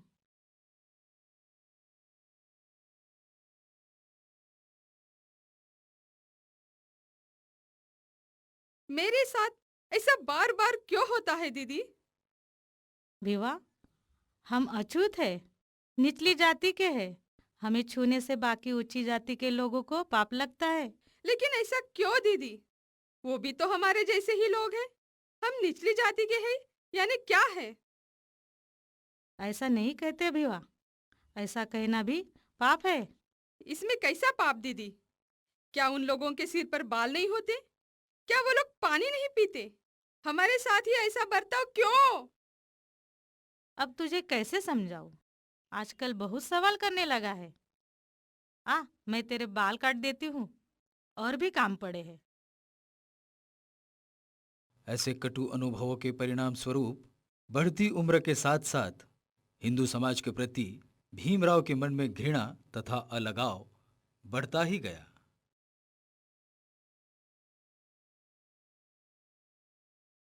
बाबा साहब कहते हैं, स्वयं की किताबें हो, अर्थात केवल स्वयं के अधिकार की। इतना ही मेरा उद्देश्य था। इसी जिज्ञासा से मेरा ग्रंथालय निर्माण हुआ है। नई नई किताबें लाने के लिए मैं मेरे पिता के पास जिद करता था।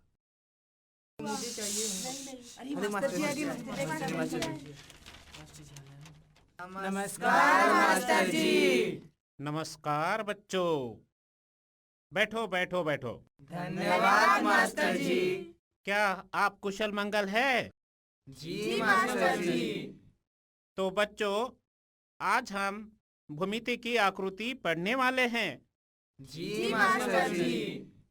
तो बच्चों, क्या यह आकृति आपको समझ में आ गई है?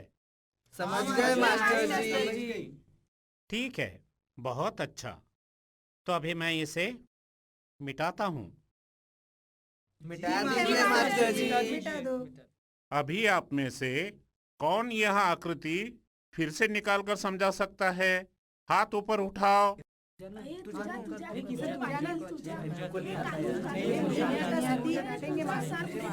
अरे, अभी तो आप कह रहे थे कि आकृति समझ में आ गई। सभी चुपचाप बैठे हो, सिर्फ भिवा ने हाथ ऊपर उठाया। आओ भिवा, आगे आओ।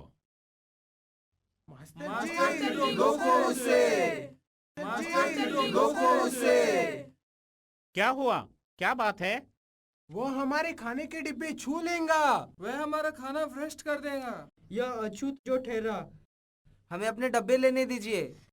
ठीक है, ठीक है। आओ भिवा, डरो मत। आकृति निकालकर सभी को समझाओ। जी मास्टर जी। भीवा ने संपूर्ण आकृति निकालकर उसे पूरी तरह समझा दिया। शाबाश भिवा, तुमने पूरी तरह से यह आकृति को समझा दिया। बहुत अच्छा। धन्यवाद मास्टर जी। देखा तुमने बच्चों, जिसे तुम अछूत कहते हो वह तुमसे कहीं ज्यादा बुद्धिमान निकला है। मूर्खो, ना समझ कहीं के, कुछ सीखो उससे।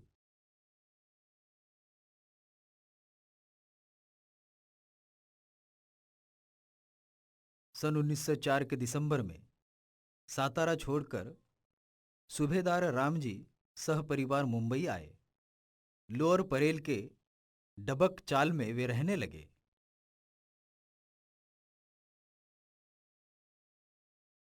बचपन में भीमराव बहुत नटखट थे। उन्होंने अड़ोस पड़ोस के बच्चों की एक टीम बनाई। अरे सुनो, आनंदराव, संभाजी, गंगाराम, शिवा, कृष्णा, रामू, सोमा सब आ गए? हाँ हाँ, हम सब आ गए। हम सब आ गए। हम लोग हॉकी, फुटबॉल, क्रिकेट खेलेंगे। अरे वाह, ये तो बहुत अच्छी बात है। पर पहले मैं एक बात बता देता हूँ, मैं आप सबका कप्तान रहूंगा। अरे वाह, ये तो बहुत अच्छी बात है। कल से हम क्रिकेट की प्रैक्टिस करेंगे। हमें मंजूर है। Hip hip hurray, hip hip hurray. तो फिर हर रोज स्कूल आते ही सभी ने हमें इस मैदान में इकट्ठा आना है। कोई बहाना नहीं चलेगा। ठीक है, हम जरूर आएंगे।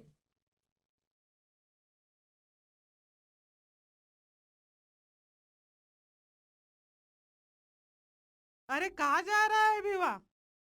अभी तो स्कूल से आया है और ये बस्ता क्यों फेंक दिया? मैं खेलने जा रहा हूँ दीदी। आनंदराव। हाँ भीवा। सबको इकट्ठा करो। हाँ, बुला के लाता हूँ। सब आ गए? हाँ हाँ, हम सब आ गए। हम सब आ गए। ध्यान देकर सुनो। अगले इतवार को वर्ली के कुंबी टीम के साथ हमारी क्रिकेट मैच रहेगी। हमें अच्छी प्रैक्टिस करनी है। सब लोग तैयार हो जाओ। आनंदराव और संभाजी। हाँ भीवा। तुम स्लीप पर खड़े हो जाओ। ठीक है भीवा।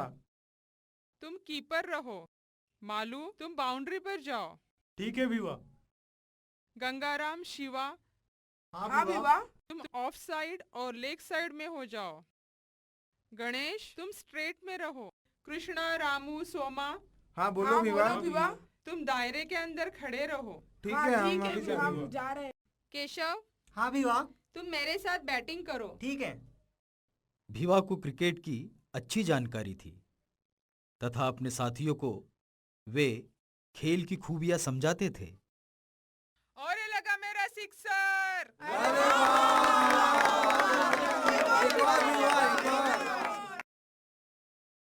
अरे सुन इधर आ। अरे क्या हुआ बोल।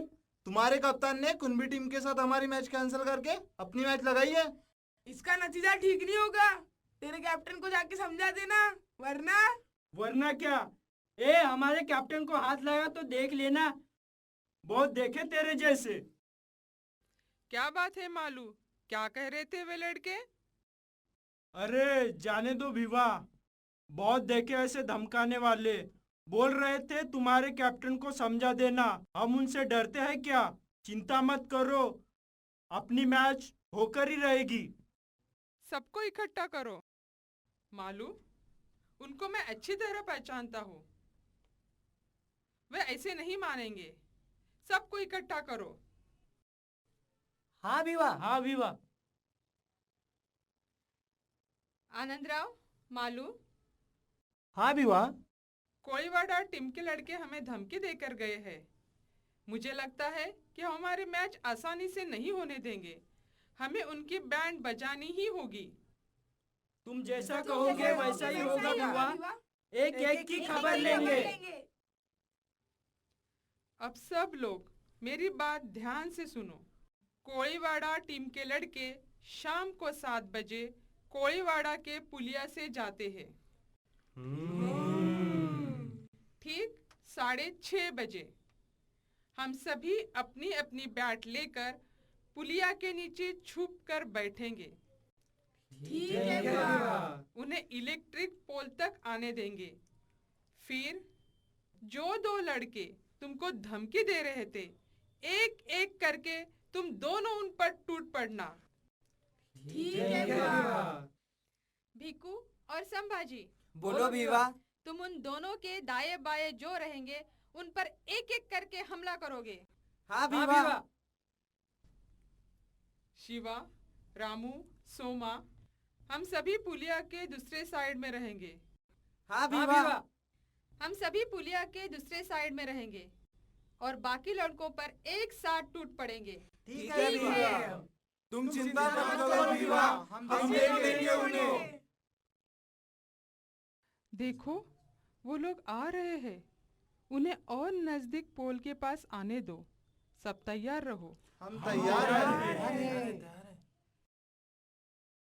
चलो, चारों तरफ से घेर लो। आक्रमण! खूब पिटो।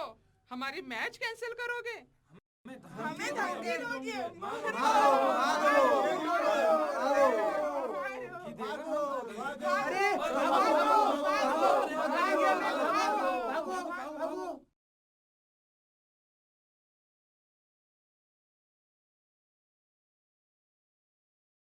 स्कूल की पढ़ाई के अलावा अन्य किताबें पढ़ना भिवा को बहुत पसंद था। स्कूल में जाने के लिए पिता भिवा को जो पैसे देते थे, उन पैसों से भिवा अन्य किताबें खरीदकर पढ़ता तथा मित्रों को भी देता था। भिवा, आप अन्य किताबें जरूर पढ़ो, किंतु स्कूल की भी पढ़ाई पूरी होनी चाहिए। जी पिताजी। चलो बैठो। सुनो, आपके अक्षर भी सुंदर होने चाहिए। आज आप अंग्रेजी और मराठी शुद्ध लेखन का अभ्यास करोगे। पूरे 4 घंटे मेरे सामने बैठे रहोगे। बहुत आनाकानी करते हो। जी पिताजी। देखो भिवा, आपकी अंग्रेजी बहुत अच्छी होनी चाहिए। तरखड़कर की भाषांतर पाठमाला की 3 किताबें तो आपने याद कर ली हैं। अब हार्वर्ड की किताबें भी याद कर लो। और सुनो, गोखले की गणित की किताब के सभी उदाहरणों के हल मैंने इस बड़ी कॉपी में लिखे। लो, इसे संभाल कर रखो और बार बार पढ़ते रहो। जी पिताजी। स्कूल की छुट्टी होने पर भिवा अन्य पुस्तकें पढ़ने के लिए चरनी रोड के गार्डन में बैठता था। वहां एक दिन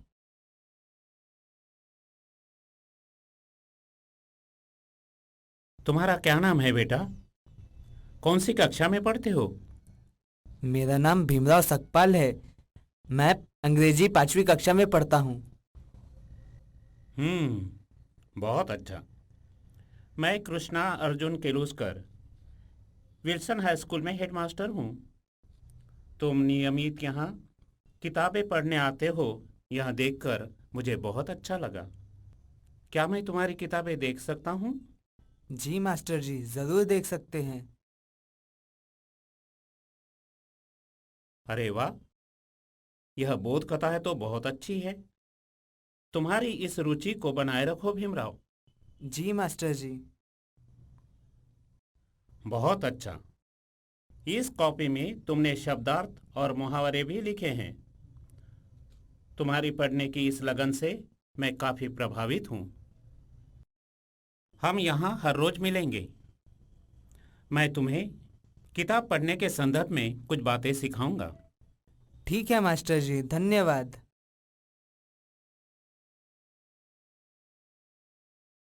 कैसे हो भीमराव? देखो, आज मैं तुम्हारे लिए अच्छे ग्रंथकारों की किताबें लाया हूँ। इन्हें अवश्य पढ़ो भीमराव। और सुनो, शब्दार्थ और मुहावरों को लिखने के साथ साथ किताब या कहानी के विषय को भी समझने का प्रयास करो। अपनी बुद्धि से विषय में छिपी हुई सत्यता को जानने का प्रयास करो। यह सिलसिला चलता रहा।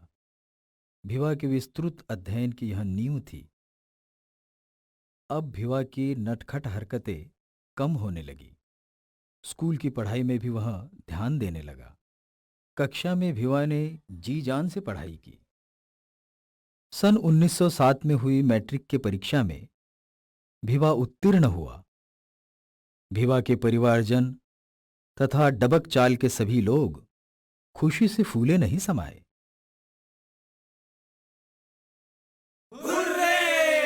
भिवा मैट्रिक पास हो गया। शाबाश भिवा।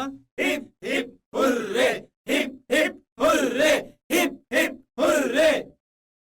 दीदी, आरती और शक्कर ले आओ। भिवा पास हो गया। मेरा भिवा मैट्रिक पास हो गया। अभी लाती हूँ। मैं जानती थी कि हमारा भीवा जरूर पास होगा और हमारे घराने का नाम रोशन करेगा। बधाई हो सूबेदार जी। हम सभी लोग चाहते हैं कि भिवा के सत्कार का एक समारोह लिया जाए। मेरे लिए इससे बढ़कर खुशी की बात क्या हो सकती है? डबक चाल में ही सभा मंडप बनाएंगे। श्री सीताराम केशव बोले सभा के अध्यक्ष होंगे। यह तो बहुत ही अच्छा होगा। अध्यक्ष महोदय, आदरणीय किलुस्कर गुरुजी, सूबेदार जी और अन्य मान्यवर भाइयों और बहनों, इस समारोह की पार्श्वभूमि से आप सभी भली भांति परिचित है। इस सभा में अछूत वर्ग के साथ साथ अन्य जाति से भी लोग उपस्थित हैं। यह प्रशंसनीय बात है। अछूत वर्ग से पूर्णतः विपरीत तथा कठिन हालातों से गुजरकर अपनी कड़ी मेहनत तथा लगन से भीमराव ने मैट्रिक परीक्षा पास की है।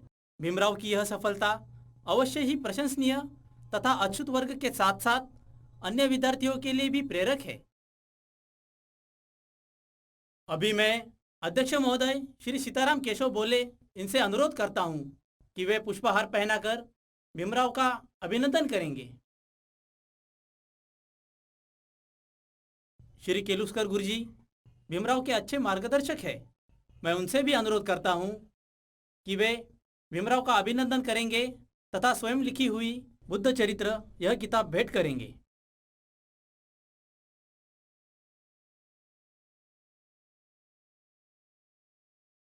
डबक चाल तथा अछूत समाज की ओर से श्री काम्बले जी भीमराव का अभिनंदन करेंगे।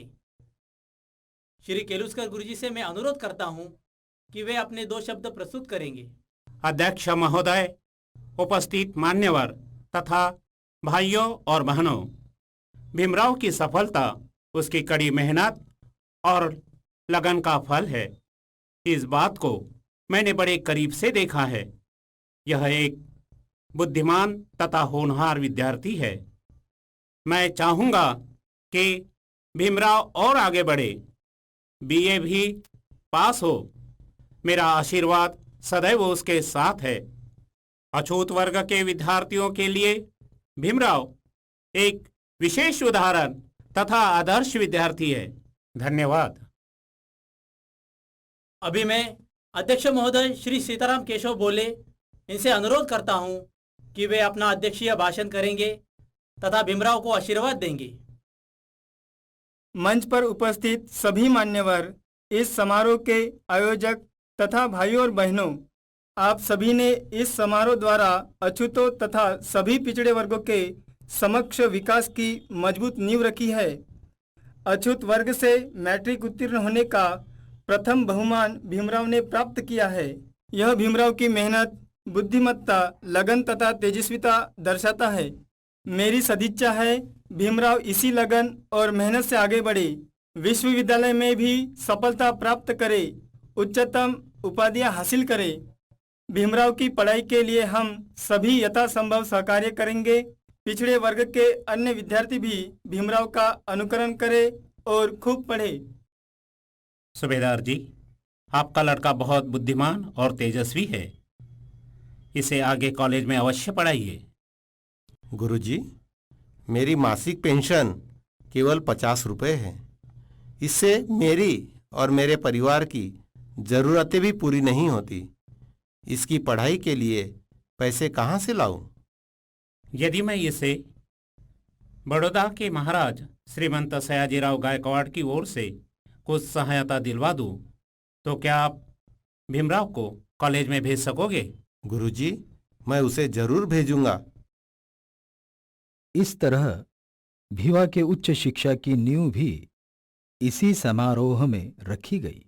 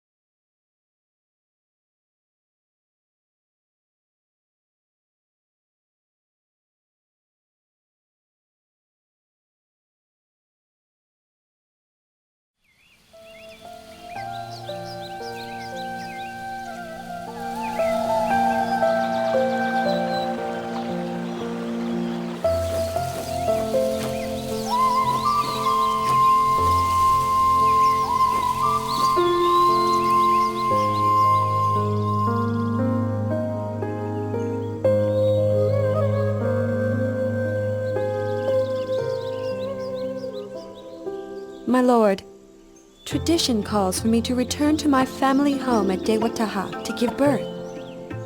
You have my permission.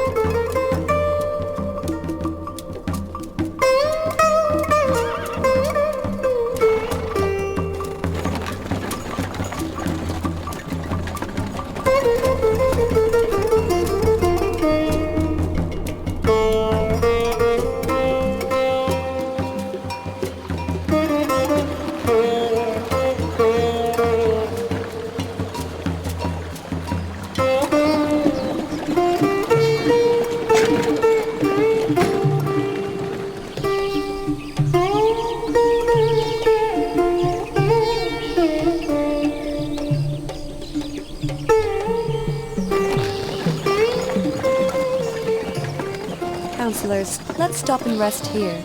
We have now completed half of our journey.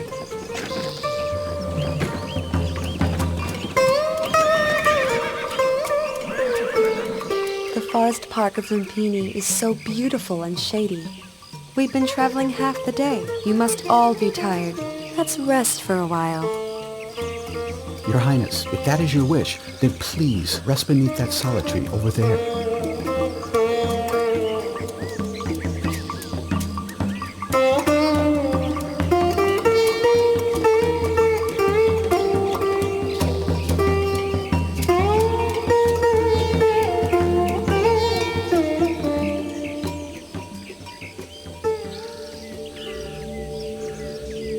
I feel as if I'm about to give birth. Quickly, join in and help. Her Majesty's time has come. Hurry, hurry!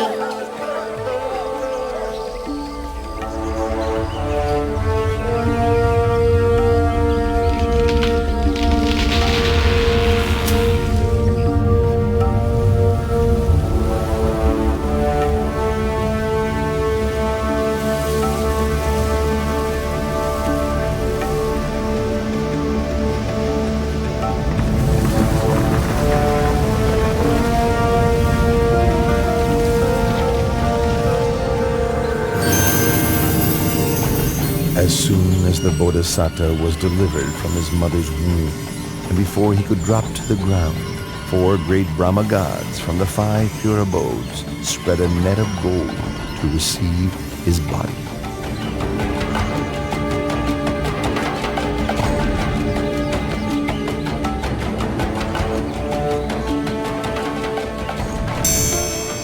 On that day, the full moon of the 6th month, the year of the Buddha's birth, equivalent to 623 BC.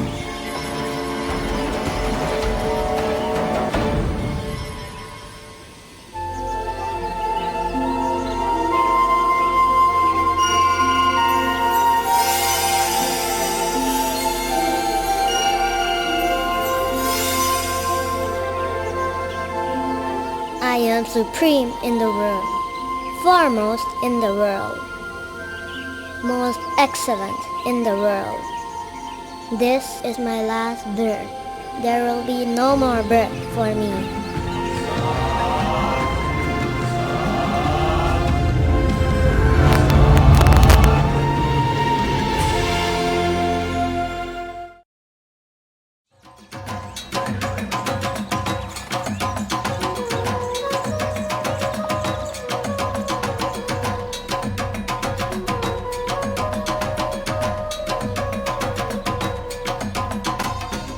I have heard the good news of your son's birth and have come to pay a visit.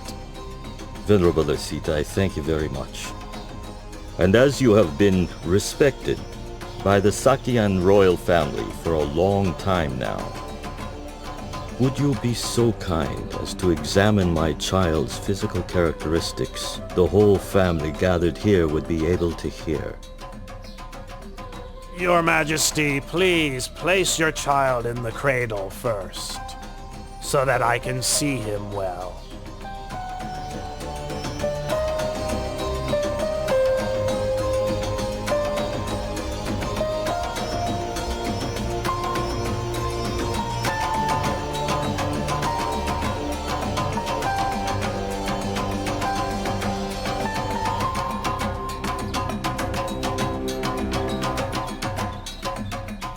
This royal child exhibits all the characteristics of a great being laid down in the ancient texts. I have never seen any being with the signs expressed to such perfection.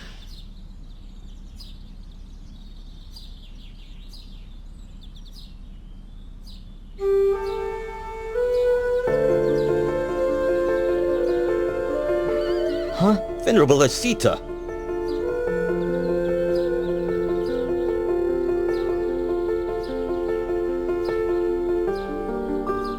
I have examined the characteristics of your newborn son. I predict that when your son has grown up, should he lead the household life, he will become a wheel-turning monarch, a great king of the world. But if he should leave, he will become a fully enlightened Buddha, supreme teacher of gods and humans. Oh, but it's such a pity. What's such a pity, Venerable Asita? It's a pity that I am too old to have the chance to live to see this great being grow up.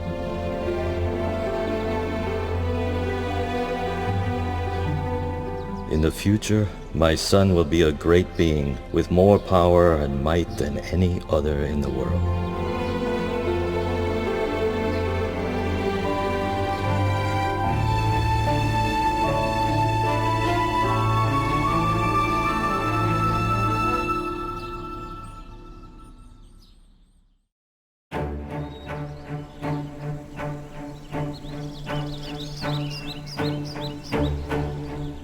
From the 108 Brahmins I invited for the naming ceremony, you 8 have been selected to interpret my baby son's characteristics. You are all proficient. Please give your prediction for my son's future life.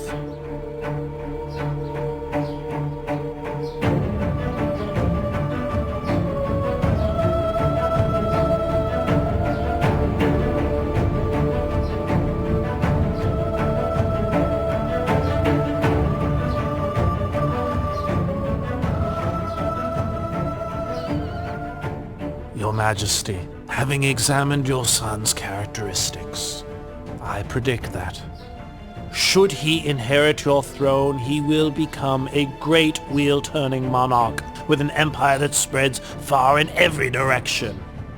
But should he go forth as a monk, he'll become the perfectly enlightened Buddha, the unequaled supreme teacher and guide to the world.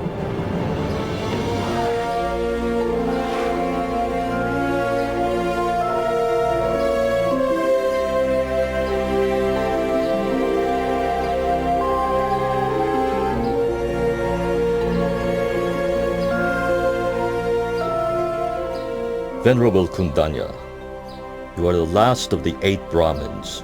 Do you agree with the other 7 Brahmins that my son has 2 courses, either to become a great wheel-turning monarch or to become a fully enlightened Buddha? I have considered your son's characteristics in detail, and can see only one path for him. He will certainly not live as a householder, but will go forth as a monk. Then he will become enlightened as the Lord Buddha. This is beyond doubt, Your Majesty. You predict my son will reject the household life. What would cause him to make such a decision? Your son will see 4 signs: an old man, a sick man, a dead man, and a monk. These signs will inspire him to give up the royal throne for the sake of the holy life, through which he will become enlightened as the Buddha. Well, I would like my son to be a great wheel-turning monarch, ruling the 4 great continents, the greatest prestige for any king. From this point onwards, I will not allow my son to ever see an old, sick, or dead man or a monk.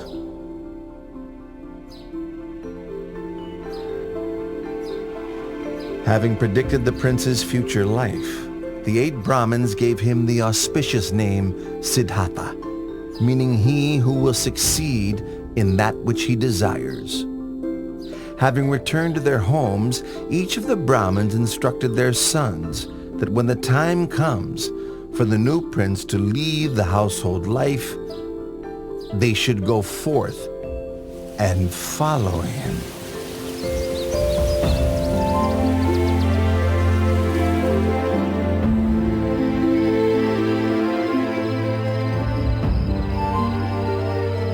Seven days after Prince Siddhartha's birth, his mother, Queen Siddhi Mahamaya, passed away and became a god in the heaven of Tusita.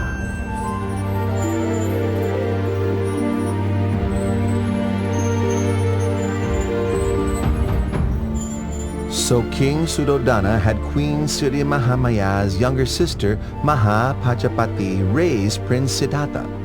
Later, the king took Mahapajapati as his new queen. King Suddhodana and Queen Mahapajapati had a son and a daughter together, but the queen still loved and cared for Prince Siddhartha as if he were her own son.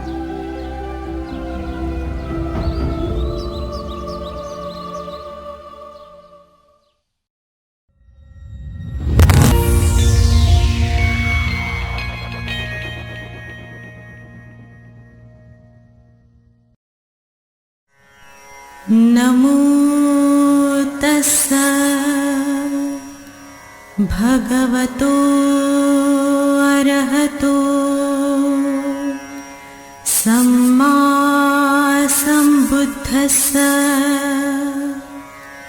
नमो तस्सा भगवतो अरहतो सम्मा सम्बुद्धस्सा नमो तस्सा भगवतो अरहतो सम्मा सम्बुद्धस्सा बुद्धं शरणं गच्छामि धम्मं शरणं गच्छामि संघं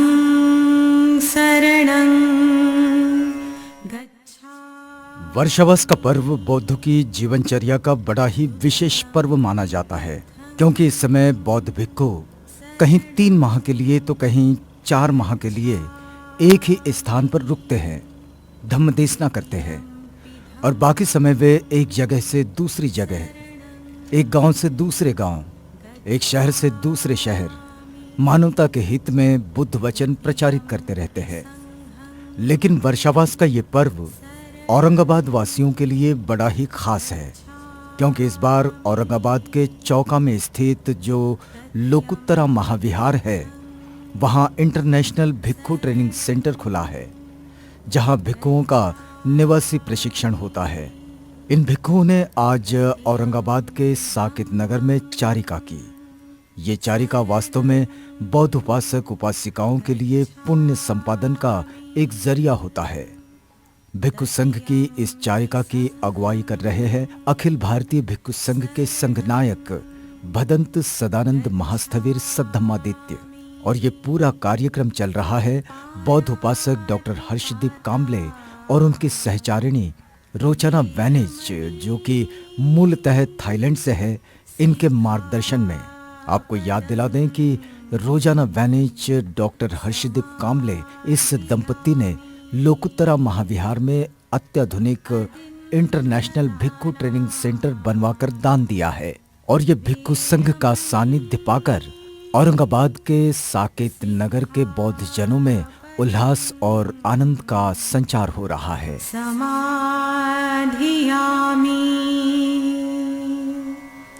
कामे सुमिच्छाचारा वीरमणि सिक्खापदं समाधियामि मूसावादा वीरमणि सिक्खापदं समाधियामि सुरामेरयमज्जपमादठाणा वीरमणि। इस समय भिक्खु संघ साकेत बुद्ध विहार साकेत नगर में भोजन ग्रहण कर रहा है। बौद्ध भिक्खुओं की ये विशेषता होती है कि वे सिवाय धम्म देशना के भोजन ग्रहण नहीं करते। भिक्खु संघ ने इस समय भी धम्म देशना की, और औरंगाबाद के साकेत नगर में स्थित साकेत बुद्ध विहार से जुड़े बौद्ध उपासक और उपासिकाएं अभिभूत हो गए। साधु साधु साधु। बहुजनों की बुलंद आवाज, आवाज इंडिया टीवी देखिए अपने मोबाइल पर कहीं भी कभी भी। आज ही आपके एंड्रॉइड मोबाइल के प्ले स्टोर से आवाज इंडिया टीवी का ऐप डाउनलोड करें और देखिए आवाज इंडिया टीवी के लाइव प्रोग्राम आपके मोबाइल पर। आवाज इंडिया टीवी देखें यूट्यूब पर भी। आप हमारे यूट्यूब पेज youtube.com/आवाज इंडिया टीवी पर जाकर हमारे पेज को सब्सक्राइब करें, साथ ही घंटी की बटन दबाएं, ताकि हमारे नए वीडियोस आप तक आसानी से पहुंच जाएं। देखते रहे आवाज इंडिया टीवी, बहुजनों की बुलंद आवाज।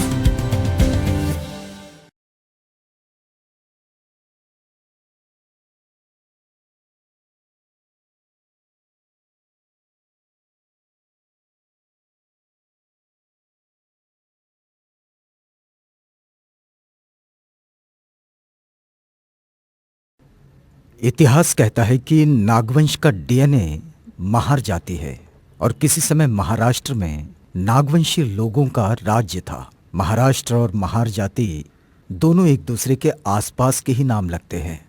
14 अक्टूबर 1956 के अपने भाषण में बाबा साहब डॉक्टर अंबेडकर ने कहा था कि नागा लोगों ने सबसे पहले बुद्ध धम्म को अपनाया और उसका प्रचार किया। नागवंश के विषय में एक बात और प्रचलित है कि नागवंशी लोग बलाढ्य और शौर्य से भरपूर होते हैं। महार सैनिकों के नाम के साथ जुड़ा हुआ नाग, ये शब्द भी नाग का ही अपभ्रंश माना जाता है। गांव की सेवा से लेकर पहरेदारी तक ये सारे काम महार जाति के नाम रहे हैं। चाहे मुगल हो, मराठा या पेशवा, इनकी सेनाओं में महत्वपूर्ण पदों पर महार जाति के लोग ही रहे हैं। शुरुआती दौर में ब्रिटिश भारत की सेना में एक सैनिक भी सूबेदार मेजर तक का रुतबा पा लेता था और इसी कड़ी में कई महार सूबेदार मेजर भी बने।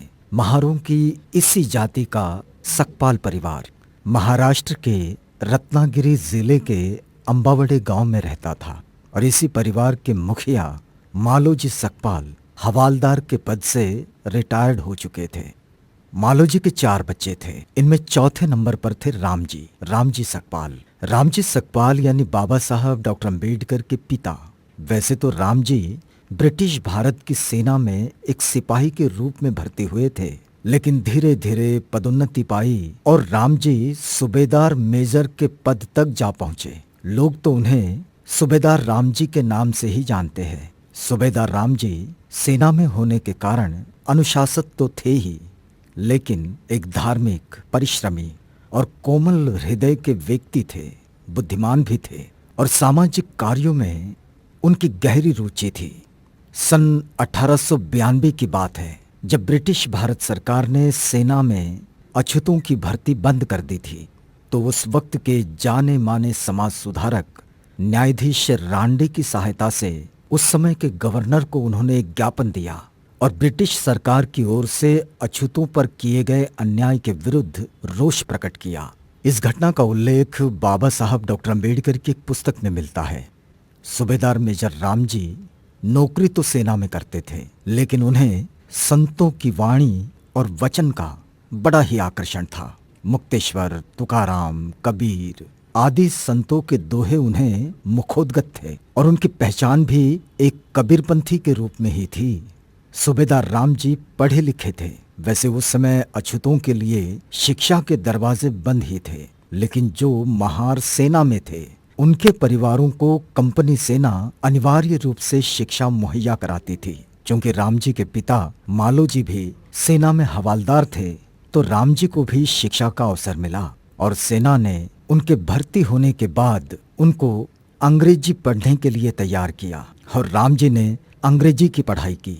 हर एक पलटन के अपने अलग अलग स्कूल थे और सैनिकों के लिए योग्य शिक्षकों की ट्रेनिंग के लिए पुणे में एक नॉर्मल स्कूल था। इसी नॉर्मल स्कूल से सूबेदार रामजी ने टीचर की ट्रेनिंग ली और सैन्य स्कूल में अध्यापक बन गए। कबीरपंथी रामजी सूबेदार को धार्मिक रुचि विरासत में उनके पिता मालोजी सकपाल से मिली थी, क्योंकि हवालदार मालोजी रामानंदपंथी थे और नियमानुसार सुबह शाम पूजा पाठ किया करते थे। इस पूजा पाठ की एक विशेषता ये भी थी कि परिवार के सभी लोगों को इसमें सम्मिलित होना अनिवार्य हुआ करता था। रोज की ये धार्मिक दिनचर्या रामजी के मन पर बड़ा गहरा असर कर गई। अपने पिता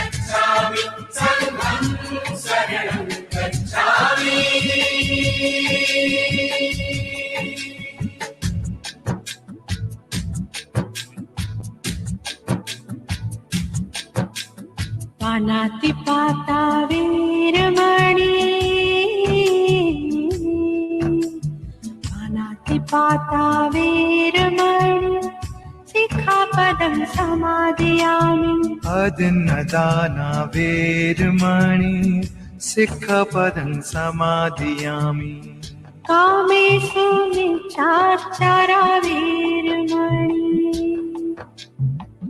सिक्खापदं समादयामि बुद्धं शरणं गच्छामि धम्मं शरणं गच्छामि संघं शरणं गच्छामि मुसावादा वीरमणि मुसावादा वीरमणि सिक्खापदं समादयामि मुसावादा वीरमणि सिक्खापदं समादयामि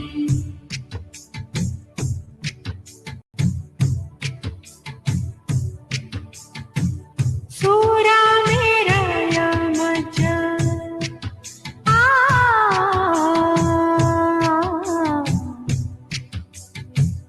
सूरा मेरा यमज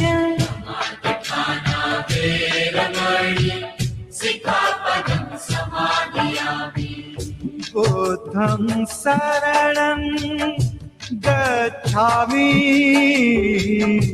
धम्मं शरणं गच्छामि संघं शरणं गच्छामि बुद्धं शरणं गच्छामि धम्मं शरणं गच्छामि संघं शरणं गच्छामि बुद्धं नमामि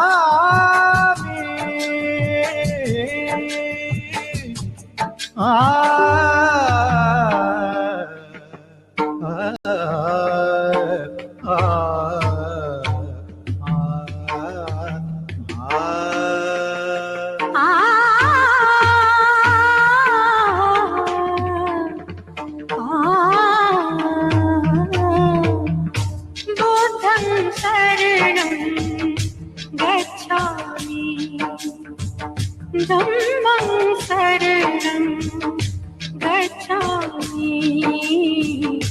संघं शरणं गच्छामि बुद्धं शरणं गच्छामि धम्मं शरणं गच्छामि संघं शरणं गच्छामि बुद्धं शरणं गच्छामि धम्मं शरणं गच्छामि संघं शरणं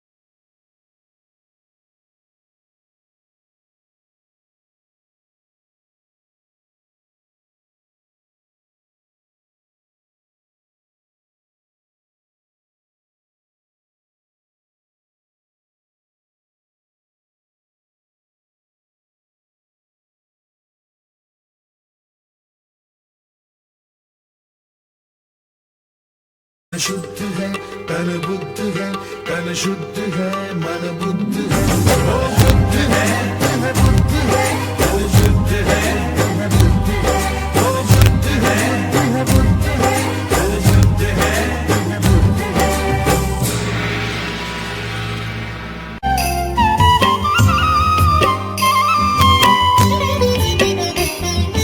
जागली पहाट उठ शिंप सडा माऊले जागली पहाट उठ शिंप सडा माऊले दाराकडे वळली तुझ्या गौतमाची पाऊले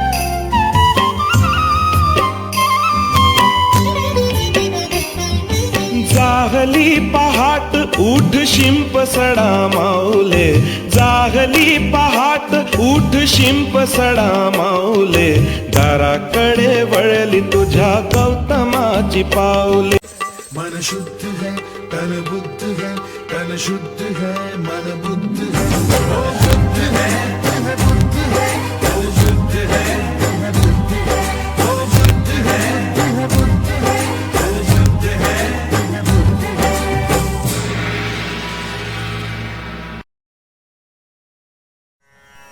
नमो तस्सा भगवतो अरहतो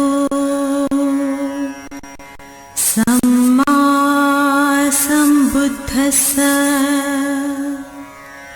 नमो तस्सा भगवतो अरहतो सम्मा सम्बुद्धस्स नमो तस्स भगवतो अरहतो सम्मा सम्बुद्धस्स बुद्धं शरणं गच्छामि धम्मं शरणं गच्छामि संघं शरणं गच्छामि द्वितीयंपि बुद्धं